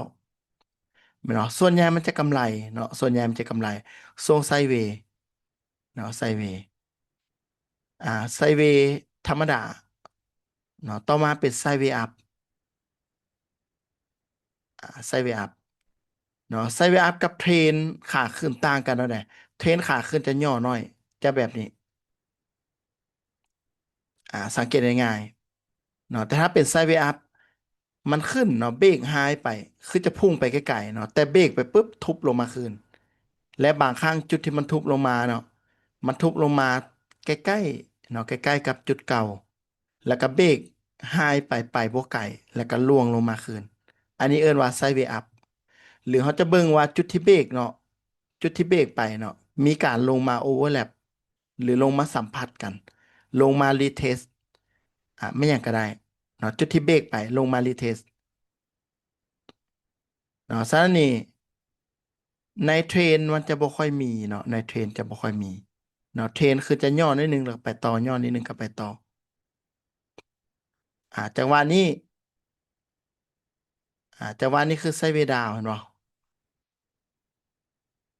เนาะสังเกตว่ามันจิดีดแฮง และจุดที่มันเบรกลงมาน่ะน้อยเดียวมันบอกนี่กับนี่เนาะลงมาน้อยหนึ่งอะเนาะเบรกลงมาให้ขึ้นที่ลวงลงเลยแต่บ่ลวงรีบาวขึ้นแหงแม่นเนาะแล้วก็หลุดโลปุ๊บเกี่ยมบายเลยเกี่ยมบายขึ้นมาเลยแล้วก็ขึ้นมาปุ๊บก็เกี่ยมเซลล์ลงหลุดโลปุ๊บก็เกี่ยมบายเกี่ยมเซลล์ก็จะเป็นประมาณนี้ถ้าเป็นช่วงไซด์เวย์ดาวอันนี้เป็นไซด์เวย์ดาวด้วยตัวที่สามเนาะดีดแหงเลยเขาจะเห็นว่ามันล่วงลงมามันจะดีดแหงขึ้นไป แล้วก็ลงมาปุ๊บนี่ฮอตจุดเก่าสแลปลงหน้อยหนึ่งเนาะบางเทีก็สแลปหลายหน้อยหนึ่งเนาะแต่จุดสังเกตก็คือไปบ่ไกลจะบ่แม่นลงมาแบบนี้เด้คันลงมาแบบนี้บ่แม่นละแต่ถ้าลงมาแบบนี้ปุ๊บดีดแหงๆแล้วลงมาปุ๊บหลุดมาน้อยเดียวเนาะหลุดมาน้อยเดียวแล้วขึ้นไปต่อแบบนี้เขาจะเริ่มฮู้ตั้งแต่มันอยู่เทิงพี่ละลงมาปุ๊บแล้วดีดเนาะลงมาปุ๊บแล้วดีดเขาจะเริ่มฮู้ตั้งแต่จังหวะนี้ละแสดงว่าจุดที่เขาโฟกัสก็คือ ลุดโลแมันบ่มันสแลปลงมาโลกรณีที่เป็นไส้เวย์ดาวน์เด้อบ่แม่นจะเอาไปใส่ในกรณีอื่นเด้กรณีที่เป็นไส้เวย์ดาวน์เนาะมันดีบาวขึ้นมาเฮาเซลล์จังได๋เซลล์มันก็ได้เปรียบอยู่แล้วแม่นบ่ได้เปรียบอยู่แล้วเพอแนวโน้มของมันนี่เป็นขาลงเนาะเฮาตีเทรนไลน์เฮาก็จะฮู้แต่เฮาอยากจะบายเนาะเฮารอให้มันลุดโลก่อนลุดโลบ่พอเนาะรอให้เข้าโซนโกสไนเปอร์รอให้เกิดสัญญาณก็คือเข้าเลย ไม่เนาะคือจังหวะนี้ลงมาปุ๊บดีดเนาะมันเบรกโลนี่ปุ๊บนี่เขาเกี่ยมละเนาะเบรกโลปุ๊บเกี่ยมละรอให้มันเข้าโซนของโกสไนเปอร์แบบนี้เนาะลงมาปุ๊บเกิด PA เอเนาะก็คือเข้าจังหวะนี้รีบาวขึ้นมาคือเก็บจังหวะเซลล์เนาะเซลล์นี่จะงามกว่าแต่ถ้าบายนี่ต้องรอให้หลุดโลตัวนี้ก่อนเสมอ เนาะลงมาปุ๊บลดโลนี่เกี่ยมเลยและเข้าโซนของโกสไนเปอร์เองให้งามเลยแต่ถ้าบ่เข้าโซนของโกสไนเปอร์บ่ได้เข้าได้เฮาเทรดตามเครื่องมือทุกคนเนาะฉะนั้นนี่ลดโลเข้าโซนโกสไนเปอร์เกิดสัญญาณบายขึ้นไป เนาะมันขึ้นไปปุ๊บเข้าโซนเกิดสัญญาณกับเซลล์ลงมาคือเซลล์นี่ได้เปรียบอยู่แล้วเนาะมันทำเป็นแบบนี้แม่นบ่ทำมันเป็นแบบนี้นี่ได้เปรียบแน่นอนอยู่แล้วจะได้เซลล์นี่โอกาสชนะหลายกว่าแต่ถ้าเราอยากจะบายเราบายได้บ่บายได้แต่ต้องมีเงื่อนไขแบบนี้ เนาะหนึ่งกราฟลงเนาะต้องดีดแหงเนาะต้องดีดขึ้นแหงรีบาวแหงสองเวลาที่มันเบรกเนาะมันเบรกไปบ่ไก่คันเบรกแบบนี้เลยบ่แมนแล้วเด้เบรกลงมาแบบนี้บ่แมนละเบรกน้อยหนึ่งแล้วดีดคืนแหงอีกอ้าวจะเริ่มหู้ตั้งแต่นี้แหละจังหวะที่หนึ่งดีดแหงคือหู้ละแต่ถ้าโบซัวเนาะรอจังหวะสองดีดโอแมนเลยจังหวะนี้เนาะแมนเลย เนาะแต่ว่าจังหวะนี้หลายๆคนก็รีดเซลล์ลงมาอยู่แล้วเนาะแมันเนาะหลายๆคนก็อาจจะเซลล์ลงมาอยู่แล้วจังหวะนี้แต่ถ้าจะบายเด้หลุดโลปุ๊บเกมบายเนาะอันนี้คือศาสตร์เทคนิคที่ใช้เนาะที่ใช้เพราะว่าเครื่องมือตัวนี้นี่กับพัฒนาจากระบบที่ตัวเองเทรดอยู่เนาะก็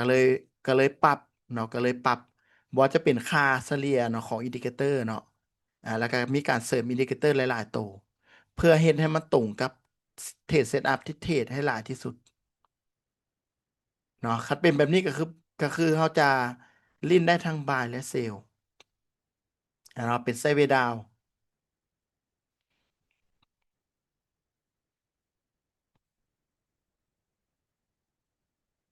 ไซด์เวย์อัพเขาก็จะเริ่มเห็นตัวนี้แล้วบ่ลวงแฮงเห็นบ่เบรกขึ้นไปน้อยเดียวเนาะบางเทื่อก็เบรกหลายนิดนึงนะเบรกหลายนิดนึงแบบนี้บางเทื่อก็เบรกไปน้อยเดียวแล้วก็ลวงลงมาเนาะเขาเข้าตามเซตอัพของระบบนะทุกคนเนาะเขาจะเข้าก็ต่อเมื่อว่ามันมาฮอตโซน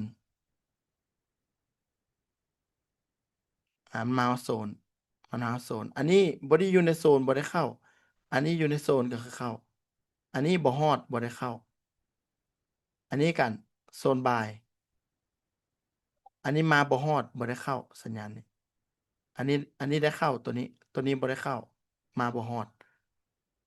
เนาะแต่ว่าโดยรวมแล้วการใช้งานเขามันเป็นแบบนี้เนาะโดยรวมมันจะเป็นแบบนี้เด้อ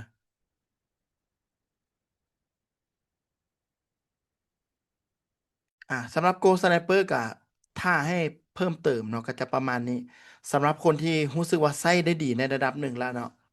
ก็สามารถเอาตัวนี้ไปประยุกต์หรือว่าไปเพิ่มเติมได้เนาะโดยปกติแล้วกราฟนี่คันเราอ่านมันออกเนาะเราสามารถเทรดได้เนาะเราจะเทรดส่วนเทรนก็ได้เนาะเทรดตามเทรนก็ได้เนาะได้หมดเลย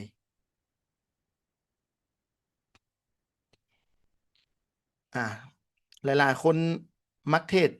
ส่วนเทรนเนาะเชื่อเลยว่าหลายๆคนนี่การมันพุ่งขึ้นไปแล้วเราบ่ได้บายเนาะ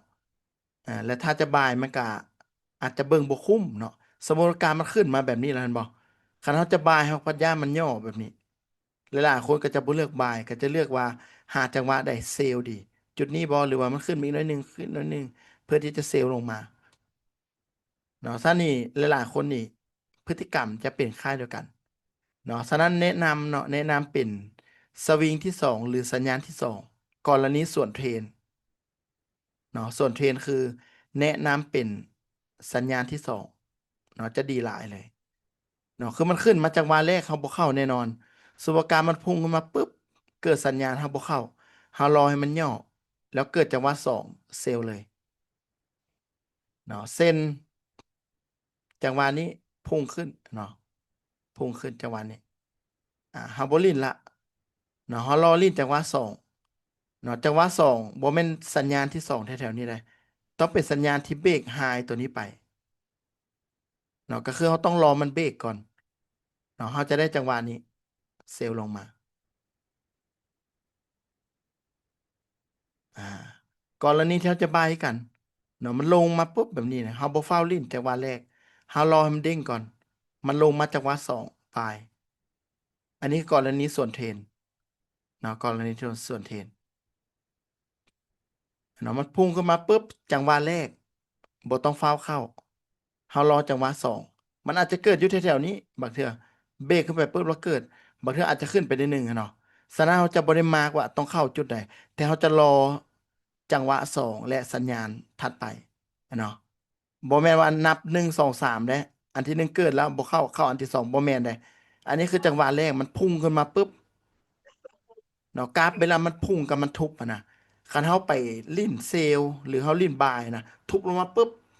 ลิ้นลิ้นบายแบบนี้มันก็บ่ต่างอย่างคนที่โยนมีดมาให้เฮาแล้วเฮาก็จะไปจับเอามีดเอาบางครั้งบ่ถึกคมก็บ่เป็นหยังอาจจะรับได้แต่ถ้าเฮาไปถึกคมมีดเมื่อใดนะมันจะบาดมือเฮาสังการเทศเช่นเดียวกันเนาะมันพุ่งก็ปุ๊บเฮาจะไปลิ้นเซลล์คันมันถึกจังหวะมันย่อก็ดีไปแต่ส่วนใหญ่มักจะแพ้เนาะฉะนั้นนี่ให้ทุกคนลิ้นจังหวะสองแล้วค่อยเซลล์ ทุกครั้งเลยทุกครั้งเลยที่กรามมีการพุ่งแม่นบ่พุ่งขึ้นปุ๊บเซลล์เลยบอกบ่เซลล์เนาะพุ่งไปใส่บ่ฮู้แต่มันย่อปุ๊บขึ้นมาจังหวะสองแต่ต้องอยู่ในโซนเด้คือแบบนี้บ่ได้เด้อขึ้นมาเอาสัญญาณที่หนึ่งละสัญญาณที่สองเขาจะเข้าแบบนี้บ่ได้เด้อต้องนับสัญญาณที่มันตรงระบบเนาะคือนะตรงระบบลาอ่ะขออนุญาตมิวออเดอร์ทุกคนถ้าผู้ใดเปิดไมค์บ่ได้ละบอกเด้อ แม่นบ่เขาต้องนับสัญญาณที่มันมาตรงระบบก็คือเขาจะเซลล์ก็ต่อเมื่อว่ามันอยู่ในโซนเนาะมันอยู่โซนสถานกรณีที่การมันพุ่งก็ปุ๊บนี่เขารอเนาะเขารอจังหวะสองก่อนเนาะแล้วจึงเข้าก็ได้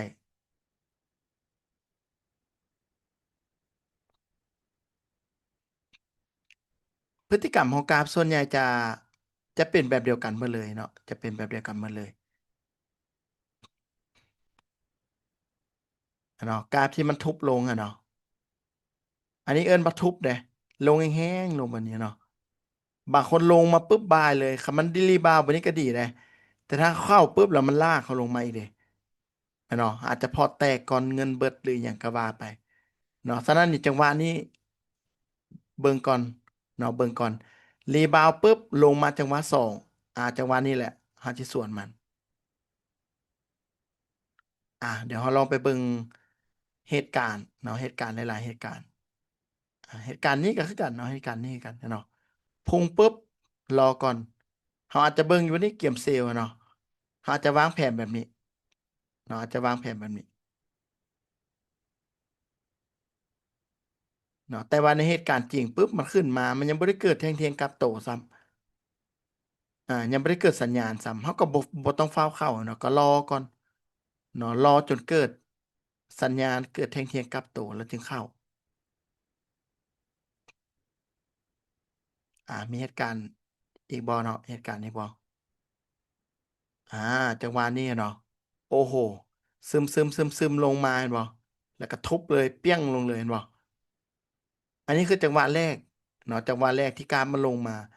เข้าใจได้ว่าเอ้ยเวลามันลงมาไกลๆเขาก็ต้องอยากหาจังหวะบายแม่นบ่คือมันลงมาเขาแถวๆนี้เขาอยากเซลล์เขาก็ย่านละแม่นบ่บางทีมันอาจจะดีดตอนไหนเขาบ่ฮู้เลยฉะนั้นมันลงมาสักพักหนึ่งหลายๆคนจะเลือกลิ้นเนาะจะเลือกลิ้นบายเนาะฉะนั้นในจังหวะแรกคันเขาเข้าแล้วมันแม่นก็โชคดีไปเนาะแต่ถ้าเข้าแล้วบ่แม่นปุ๊บรอจังหวะสองหลุดโลนี่เมื่อใดแล้วเกิดสัญญาณเขาที่เกมเข้าบาย เนาะก็จะดีกว่าเนาะจะดีกว่าเนาะก็หาแบบนี้เรื่อยๆทุกคนหาแบบนี้เรื่อยๆเนาะจะแม่นที่สุดเลยเนาะจะแม่นที่สุดเลย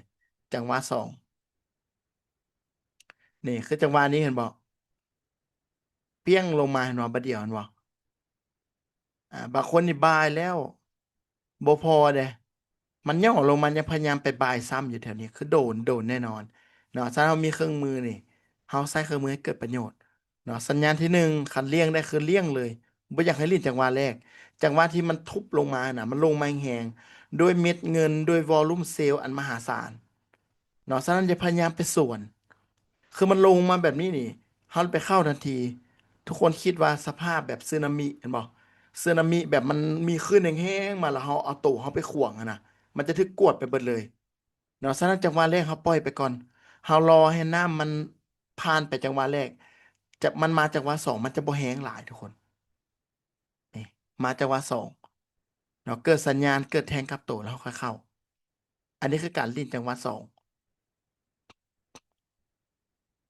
เนาะมีทุกเหตุการณ์เลยเนาะทุกคนเนาะมีทุกเหตุการณ์เนาะอันนี้เขายกตัวอย่างเฉพาะในช่วงที่มันไปไกลหรือว่าขึ้นแฮงได้ช่วงที่มันขึ้นมาตลอดแล้วขึ้นมาแบบบ่หยุดแบบนี้นะเนาะบ่แม่นมันสิเป็นนับหนึ่งสองเข้าตลอดได้หนึ่งอันนี้สอง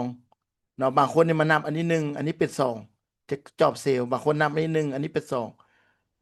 จังหวะที่มันได้กำไรก็โอเคไปเนาะก็โอเคไปเนาะถ้าเหตุการณ์แบบนี้มันจะเข้าสู่เหตุการณ์ของไซด์เวย์อัพแม่นบ่ เขาต้องจื้อดีๆนะคีย์เวิร์ดเนาะคีย์เวิร์ดของการเรียนของเขาคืออย่างแม่นเนาะแม่นเนาะเบรกไปบ่ไกลแม่นบ่แล้วก็ทุบลงมาแฮงกันบ่นี่จุดนี้กับจุดนี้ห่างกันน้อยเดียวหนึงลองสังเกตเบิ่งให้เนาะจุดนี้อะเนาะจุดนี้กับจุดนี้ห่างกันน้อยเดียวนี่ห่างกันน้อยเดียวแม่นเนาะจุดต่ำสุดจุดที่หนึ่งจุดที่สองอะเนาะอันนี้เอิ้นว่าก้าวเข้าสู่ไซด์เวย์อัพเนาะฉะนั้นช่วงนี้ก็คือเขาตีเทรนไลน์เลยเนาะคันยังแล่นอยู่ในกรอบนี่ก็คือลิ้นทั้งบายทั้งเซลล์ได้เลย เฮาบ่ฮู้ดอกว่ามันจะเป็นไปได้แต่ว่าถ้ามันแล่นอยู่ในกรอบนี้เฮายังจะลิ้น buy sell buy sell buy sell ไปเรื่อยๆจนมันหลุดออกไปทางใดทางหนึ่งหลุดออกเทิงปุ๊บหยุดละรอถ้ามันเกิดเซตอัปใหม่เฮาจึงลิ้นเนาะคันหลุดกรอบก็คือจบเด้คันบ่หลุดปุ๊บขึ้นมา sell buy sell buy แต่บ่มันเกิดสัญญาณแล้วเข้าทุกสัญญาณเด้เข้าตามเซตอัป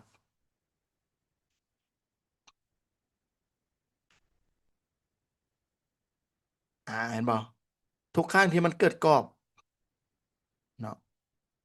เฮาจะลิ้นอยู่นี่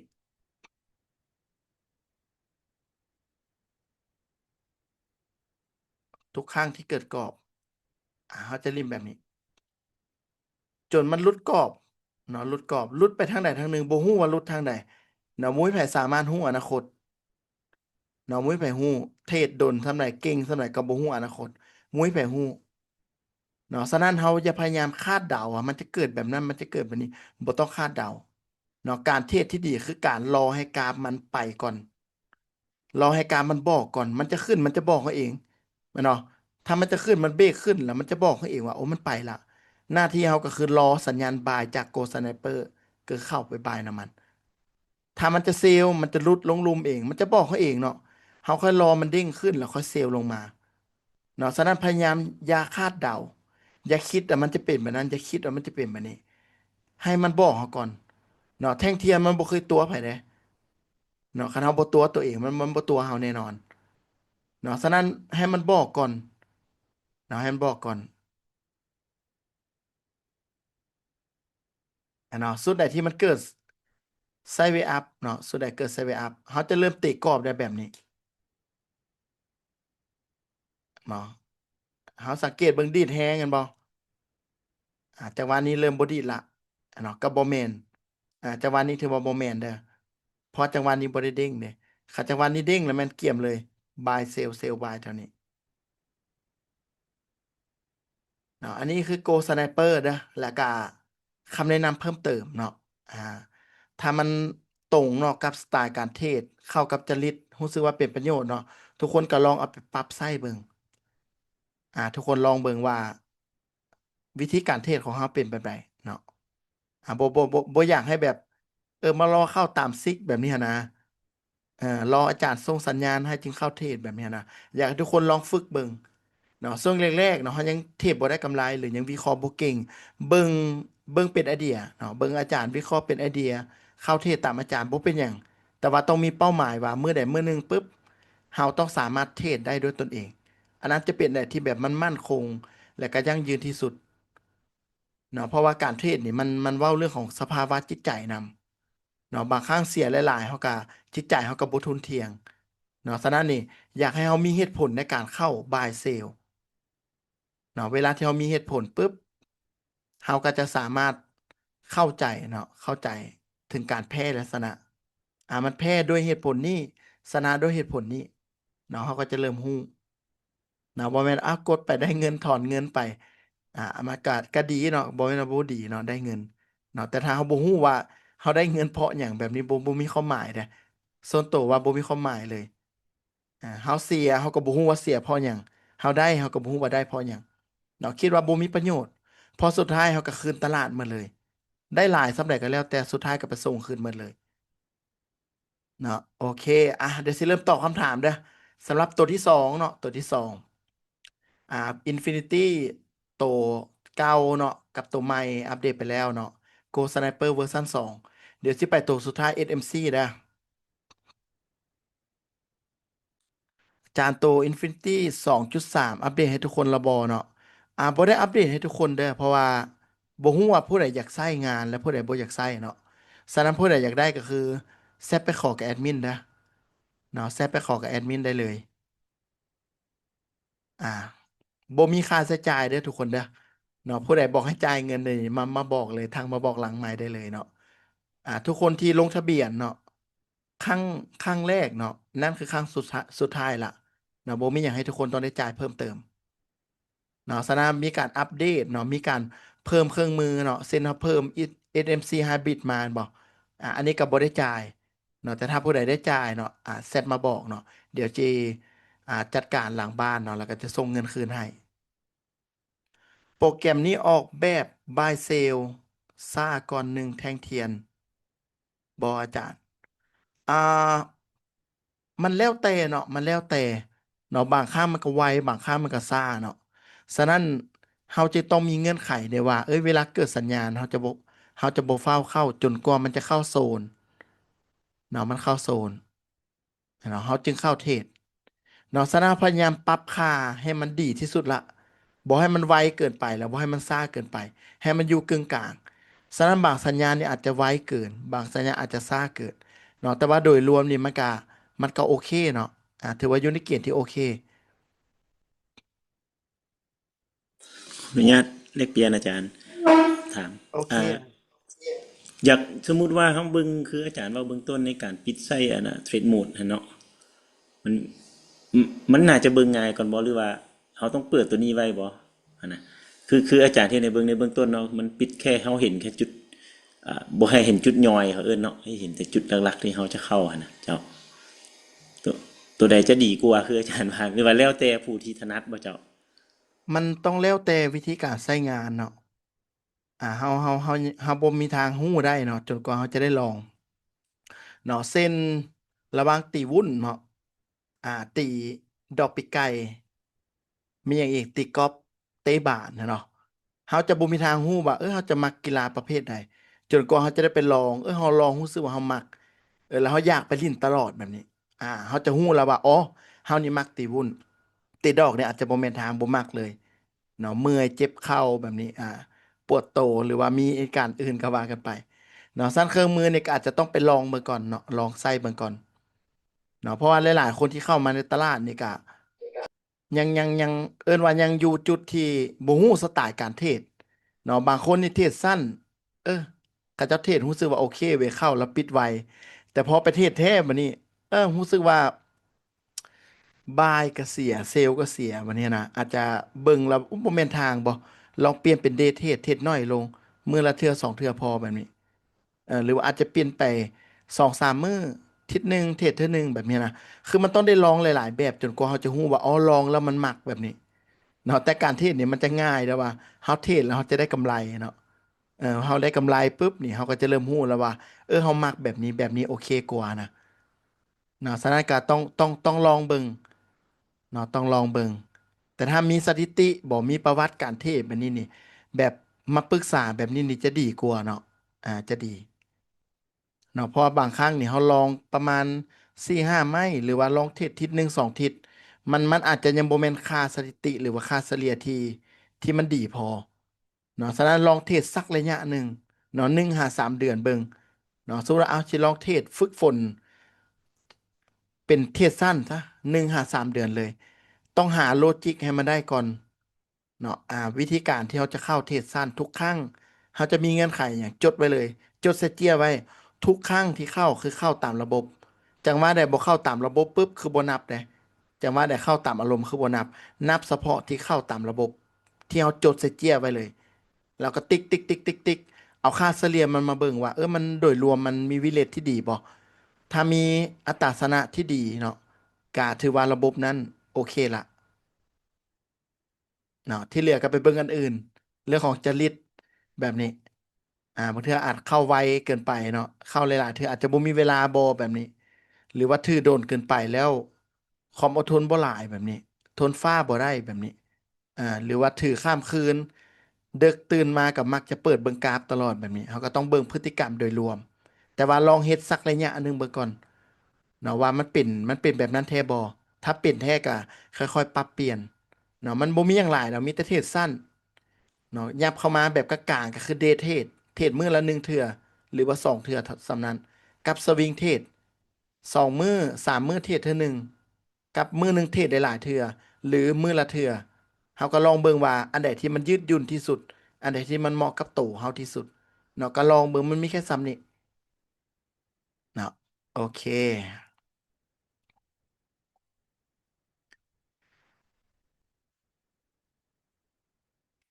สำหรับ Ghost Sniper นี่มีเพิ่มเติมบ่ถ้าบ่มีเดี๋ยวสิไปตัวสุดท้ายเนาะ SMC Hybrid เนาะ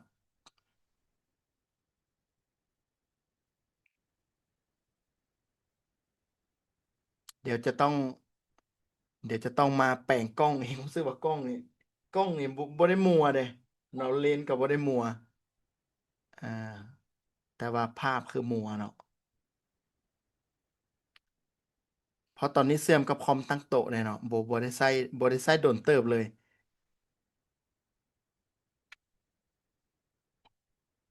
อ่าตอนนี้27 คนเนาะสำหรับคนที่เข้ามาซ่าเนาะกะบ่เข้าใจก็ถามได้เนาะเดี๋ยวสิส่งเป็นคลิปย้อนหลังให้เบิ่งอีกเทื่อหนึงเด้อในกลุ่ม เนาะเดี๋ยวอาที่หน้าเจอกันอีกเนาะช่วงนี้เขาจะเจอกันดูๆในหนึ่งเนาะในพาร์ทของเครื่องมือเนาะเพราะว่ามีการอัปเดตใหม่แล้วก็มีการเพิ่มเครื่องมือใหม่มานำอันตุ้ยขอถามนิดนึงเจ้าตัวอันอยู่ในปุ่มตัวทางอยู่เบื้องซ้ายมือจะมันมีอันนะอันยังก็1 นาทีอ่า15 นาที30 นาทีเลยว่า1 ชั่วโมง4 ชั่วโมงตัวนี้เวลาตัวแจกอยู่พี่เจ้าตัวอยู่ลุมยูรูพี่เบลอาจารย์ซี่บอกทำอีกตัวพี่น่ะเจ้าขอถามแน่ว่าตัวนี้เวลาเขาเข้ากูสเนเปอร์มันโซออโต้มาบอกเลยเขาต้องแอดออกมาเลยจ้ะอ่าอยู่ทางไหนยูรูมนี่บ่อยเจ้าอยู่ลุมพี่อยู่นี่นี่บ่คันอยู่เดียวเจ้าอยู่พี่อยู่ฝากอันน่ะขวามือคันที่ว่าเราอยู่เบื้องขวาพี่ ขวามือเนาะเดี๋ยวเจ้าตัวจานซี่ตัวทีนี้นี่ตัวนี้เวลาเขาเปิดกูสเนเปอร์มันจะออกมาเอาตู้เลยเนาะตัวนี้เนาะอาจารย์เนาะอ๋ออันนี้แมนอ๋อถ้าเป็นเห็นอาจารย์เวอร์ชันหนึ่งซี่ตอนเบิ้งจะบ่มีถ้าเป็นเวอร์ชัน2จะมีเด้อตัวนี้อ๋อเจ้านี่จนสนใจตัวนี้เลยเจ้าอ๋อโดยเข้าใจอาจารย์สำหรับตัวนี้ก็มันมี4 ตัวเนาะเขาอาจจะรอให้3 ตัว เนาะ3 ตัวเป็นสีเขียวหรือเป็นสีแดงแบบนี้แล้วมีอีกตัวหนึ่งเป็นสีต่างแบบนี้เพื่อหาแนวโน้มในการเทรดก็ได้เนาะก็ได้เนาะแต่ถ้ามันเป็น2-2แบบนี้มันยังบ่ชัดเจนนะกะรอก่อนเนาะหรือจะเอาที่3 ตัวก็ได้ M15 M30 H1 ก็ได้ตัด H4 ออกเขาก็เบิ่ง2 ใน 3ก็ได้คือกันเนาะก็ได้คือกันแต่ถ้าเทศสั้นเหมือนบ่ค่อยเหมาะปานใดเด้อเป็นสวิงเทศ เนาะหรือการเบิ่งภาพรวมนี่ตัวนี้จะเหมาะในหนึ่งเนาะจะใช้ได้ดีเนาะในการเบิ่งภาพรวมหรือภาพใหญ่เนาะแต่ถ้าเป็นเทศสั้นแบบนี้อาจจะเบิ่งตัวนี้เบิ่งเป็นแบบเทศลายมือหรือมือหนึงเทศหลายๆเทื่ออาจจะบ่เหมาะเนาะอาจจะบ่เหมาะโอเคเนาะบ่มีแล้วเนาะบ่มีไปตัวสุดท้ายเนาะตัวสุดท้าย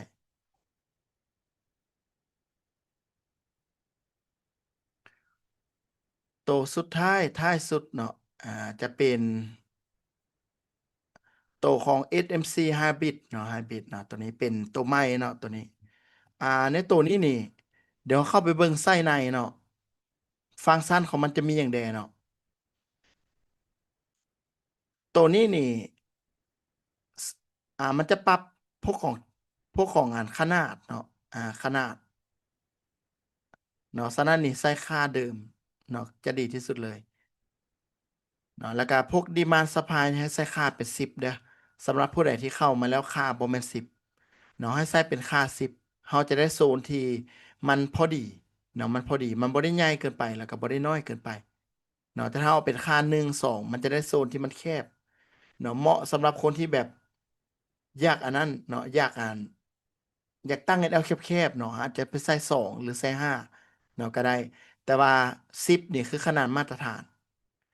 เนาะอันนี้จะเป็น history ก็คือโซนเขาอยากให้มันโซ10 โซน20 โซน30 โซนเนาะเขาสามารถมาใส่ตัวเลขได้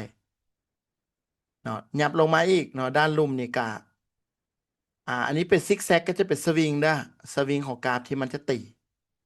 เนาะแล้วก็ลงมาก็จะเป็นพวกเอิ้นว่าเขาเอิ้นอย่างว่าเส้นราคาเนาะอ่าเนาะเป็นเส้นราคาตัวนี้ price action เนาะตัวนี้เนาะแล้วก็ต่อมาอันนี้จะเป็นอันจุดที่มันเบรกเนาะหรือว่าเอิ้นว่า shock กับ BOS หรือว่า boss เนาะ shock boss เนาะก็คือการเบรกโครงสร้าง แล้วก็สามารถมาเปลี่ยนสีเนาะอันนี้คือใส่เป็นสีม่วงเด้ออันนี้คือใส่เป็นสีม่วงเด้อเฉยๆเนาะเขาสามารถมาเปลี่ยนได้เนาะมาเปลี่ยนได้เนาะเขาเปลี่ยนได้หมดเลยเนาะสีเนาะสีของตัวหนังสือเขาก็สามารถมาเปลี่ยนได้เนาะหรือว่าจะเป็นพวกตำแหน่งบ่มีอย่างต่างๆเนาะคือเขาอยากปรับเขาก็สามารถมาปรับได้เนาะคัดปรับไปแล้วเนาะคัดปรับไปแล้วบ่ฮู้ว่าเอ้ยค่ามาตรฐานของมันไปได้ให้กดลุ่มเด้อ เนาะให้เข้ามาแล้วก็กดรีเซ็ตเนาะให้มันได้ค่าของ default เนาะส่วนตัวก็จะใช้แบบนี้เนาะซึ่งพวก strong high strong low เอิ้นว่าเป็นจุดที่แข็งแรงเนาะจุดที่แข็งแรงเนาะหรือว่าเป็น low high ที่แข็งแรงเนาะในการแนะนำให้เบิ่งอยู่ประมาณ5 นาทีขึ้นไปเนาะ15 นาทีคือจะใช้ได้ดีเลยเนาะก็ให้เบิ่งว่าจุดที่แข็งแรงเนาะของมันอยู่ไสเนาะอันนี้นี่ หลักๆมันก็จะบอกว่าจุดต่ำสุดกับจุดสูงสุดของไฮแต่ละไฮอยู่ไสเนาะเห็นเนาะเขาจะเห็นว่าโอ้โลมันอยู่นี่ไฮอยู่นี่โลอยู่นี่จุดนี้เบรกจุดนี้ไปเห็นบ่กราฟย่อลงมาจุดนี้เบรกขึ้นไปต่อเนาะมันก็จะบอกจังหวะพวกนี้เนาะแล้วก็เอิ้นว่าบอกเนาะเอิ้นว่าบอกโซนเนาะคันเฮาบ่อยากใส่หยังเราก็มาปิดไว้เนาะเส้นสุดที่มันเบรกขึ้นเบรกลงนี่เฮาบ่อยากฮู้เนาะเฮาบ่อยากฮู้เนาะเฮาสามารถให้มันปิดไว้เลยเนาะปิดไว้เลย หรือเขาจะปิดไว้เบิดเลยก็ได้ใส่แค่โซน demand supply ก็ได้เนาะใส่แค่โซนอย่างเดียวเนาะก็ได้คือกันเนาะจังหวะนี้เนาะอันนี้จะเป็นตัวฟังก์ชันเสริมเนาะบางคนที่อาจจะยังวิเคราะห์โครงสร้างบ่เก่งแบบเนี้ยนะหรือเป็นคนใหม่ยังบ่ฮู้ว่าติไฮโลอยู่ไสกะเครื่องมือตัวนี้ก็อาจจะมีประโยชน์เนาะอาจจะมีประโยชน์เห็นบ่จุดนี้อ๋อจุดนี้เบรกจุดนี้ไปจุดนี้เบรกจุดนี้เด้อแบบนี้เนาะให้กา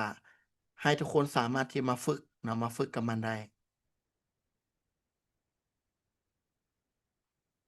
เนาะก็เป็นฟังก์ชันเสริมเนาะเขาอาจจะเสริมใส่ใน Go Sniper เนาะเพื่อหาจุดเข้าก็ได้อาจจะเกิดสัญญาณแบบนี้ SL เนาะนอกโซนบอแบบนี้TP อยู่ใส่เนาะ TP กับโลเดิมบอแบบนี้อาจจะประมาณนี้เนาะเป็นฟังก์ชันเสริมไหมซะเอิ้นว่าเป็นฟังก์ชันเสริมแล้วก็เป็นจุดที่ต้องวาง SL เนาะ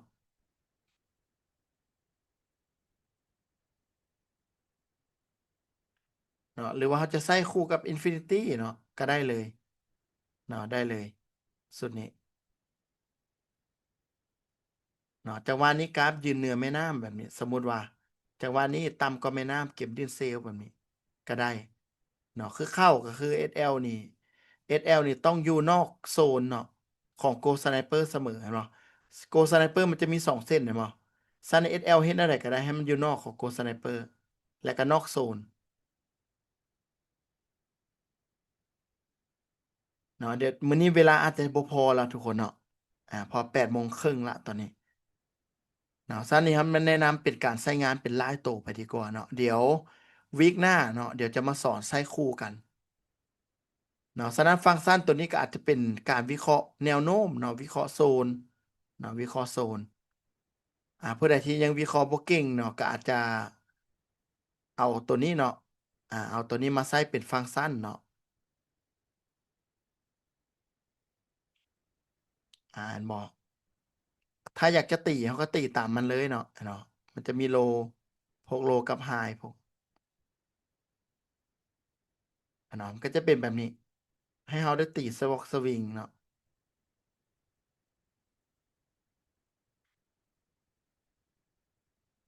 อ่าฝึกตีเนาะฝึกตีว่าจุดไหนโอ้จุดนี้เนาะไฮจุดนี้มันเบรกจุดนี้ไปแบบนี้รอกราฟย่อนลงมาเนาะแล้วก็บ่ายขึ้นไปแบบนี้เนาะส่วนบ่ายแล้วไปเข้าใส่โกสไนเปอร์ยังเป็นเครื่องมือเนาะในการเทรดเนาะได้ดีที่สุดเนาะแต่ Infinity ตัวใหม่เนาะกะเป็นฟังก์ชันเสริมเนาะสำหรับคนที่อยากรันเทรนหรือว่าอยากเทรดสั้นไปเลยเนาะก็อาจจะไปใช้ตัวนั้นเนาะแต่ถ้าเป็นเดย์เทรดหรือเป็นสวิงเทรดกะอาจจะต้องมาเอาเนาะจุดเข้าจากโกสไนเปอร์เนาะ สำหรับเครื่องมือตัวนี้กับบได้มีอย่างหลายเนาะบได้มีอย่างหลายเนาะคือหลักๆเนี่ยมันก็จะบอกไฮกับโลเนาะแล้วก็จุดที่มันเบรกเนาะจุดที่มันเบรกขึ้นแล้วก็เบรกลงเนาะเพื่อให้เราเลือกทิศทางในการเทรดได้เนาะว่าการมันเบรกจุดใดเราจะเข้าจุดใดเนาะก็คือการหาสตรัคเจอร์ที่อาจารย์เขาสอนอยู่ในกลุ่มเนาะมันก็จะเป็นฟิลประมาณนั้นเนาะสุดที่เบรกรอย่อนมาเนาะอ่าบายตามแบบนี้ เนาะอันนี้เป็นโครงสร้างหลักโครงสร้างย่อยก็อาจจะเบิ่งโอ้เบรกจุดนี้ไปย่อลงมาบายเนาะย่อลงมาบายก็จะเป็นประมาณนี้เนาะอันนี้คือสตั๊กเจอร์ย่อยเนาะสตั๊กเจอร์ย่อยตีสแนลแล้วก็ลิ้นตามมันได้อันนี้คือสตั๊กเจอร์ใหญ่แบบนี้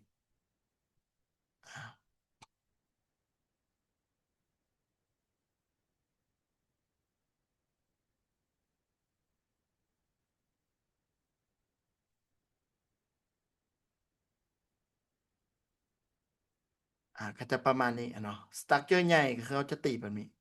เนาะตีสแนลเป็นสแนลใหญ่เนาะ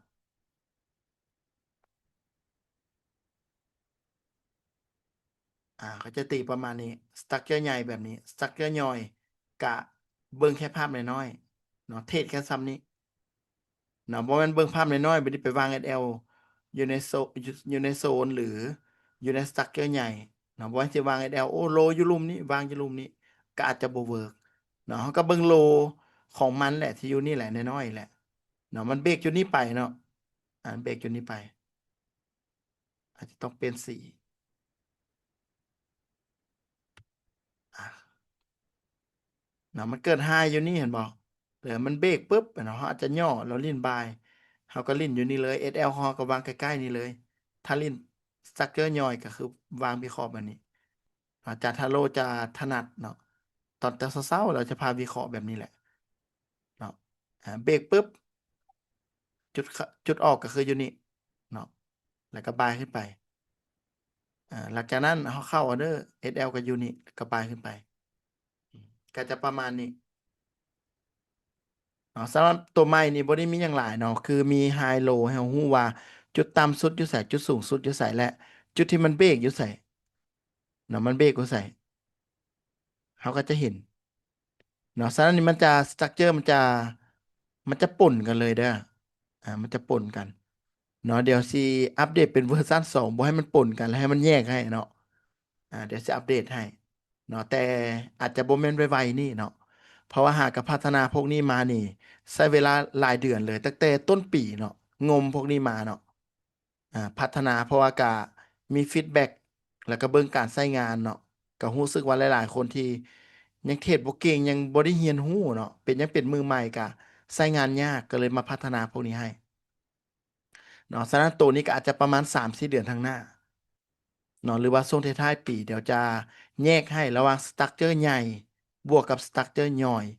เนาะอาจจะเปลี่ยนหรือมีเครื่องหมายให้ฮู้เนาะเพื่อแยกกันแต่ว่าหลักๆก็จะแบบนี้แหละเนาะเขาก็จะตีเอาเนาะใหญ่ก็คือตีแบบนี้น้อยก็คือตีแบบนี้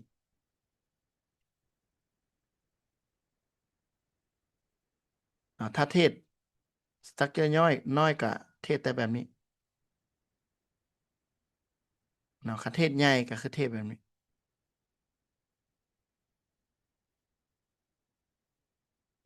ก็แตกต่างกันแบบชัดเจนเลย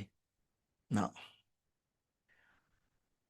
โอเคเนาะคลิปนี้การยาวพอสมควรเนาะยาวพอสมควรสำหรับคนที่เบิ่งย้อนหลังก็อาจจะวิวเนาะให้มันไวนิดนึงเนาะหรืออาจจะข้ามไปเลยเบิ่งแค่ตอนที่สำคัญเนาะกับประมาณชั่วโมงเศษๆเนาะประมาณชั่วโมงครึ่งเนาะเดี๋ยววีคหน้าเนาะวันศุกร์หน้าเนาะเดี๋ยวจะมาสอนใช้งานเนาะที่เป็นเทสเซตอัพที่ใช้คู่กันเนาะเพื่อเพิ่มประสิทธิภาพเส้นโครงสร้างเนาะ SMC ใช้คู่กับ Infinity Ball แบบนี้หรือ SMC คู่กับ Go Sniper Ball แบบนี้ หรือว่าจะเป็น Go Sniper คู่กับ Infinity แบบนี้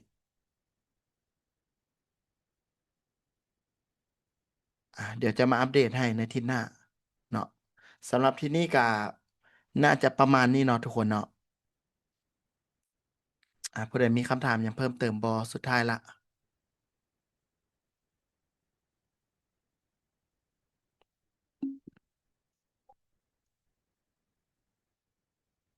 อ่าติ๊กตอกหรือว่าเปิดไมค์บ่ได้บอเนาะได้อยู่เนาะ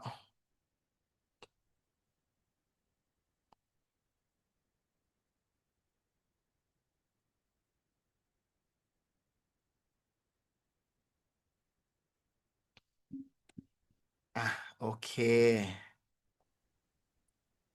อาจารย์น้องขอถามในอยอันอยากถามตัวอันเงื่อนไขการเข้าออเดอร์นะอาจารย์เอ่อเงื่อนไขตัวใดหากะเข้าว่ะเลยอ๋อโอก็เคเข้าโดนแล้วคือจิต้องอยากรู้อันให้อาจารย์อธิบายอันเติมตัวเงื่อนไขการเข้าออเดอร์ให้นะอาจารย์นี่เงื่อนไขคือของตัวใดเครื่องมือตัวใด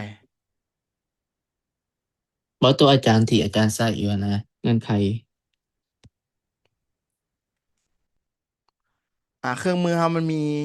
มีหลายหรือว่าตัวเลยหรือว่าแต่ละเครื่องมือการเข้าบ่คือกันบ่อาจารย์แมนเมื่อกี้อธิบายมาเทอละโตจนจบแล้วตอนนี้ อืม เลยคันว่าโดยบทันก็มีแต่เบิ่งคลิปย้อนหลังคืนเนาะโดยอาจารย์แล้วก็หรือว่าอาทิตย์หน้านี่มาเจอกันอีกเนาะเพราะว่าถ้าอธิบายคืนนี่แต่ละตัวนี่ก็อาจจะใช้เวลาซ้ำเก่าเนาะกับประมาณชั่วโมง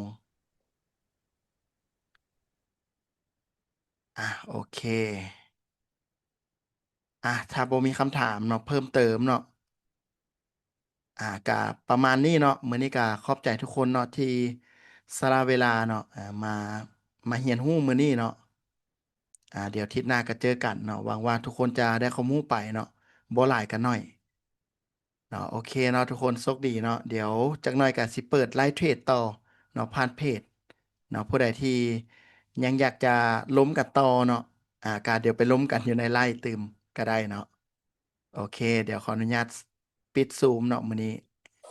เจ้าขอบใจอาจารย์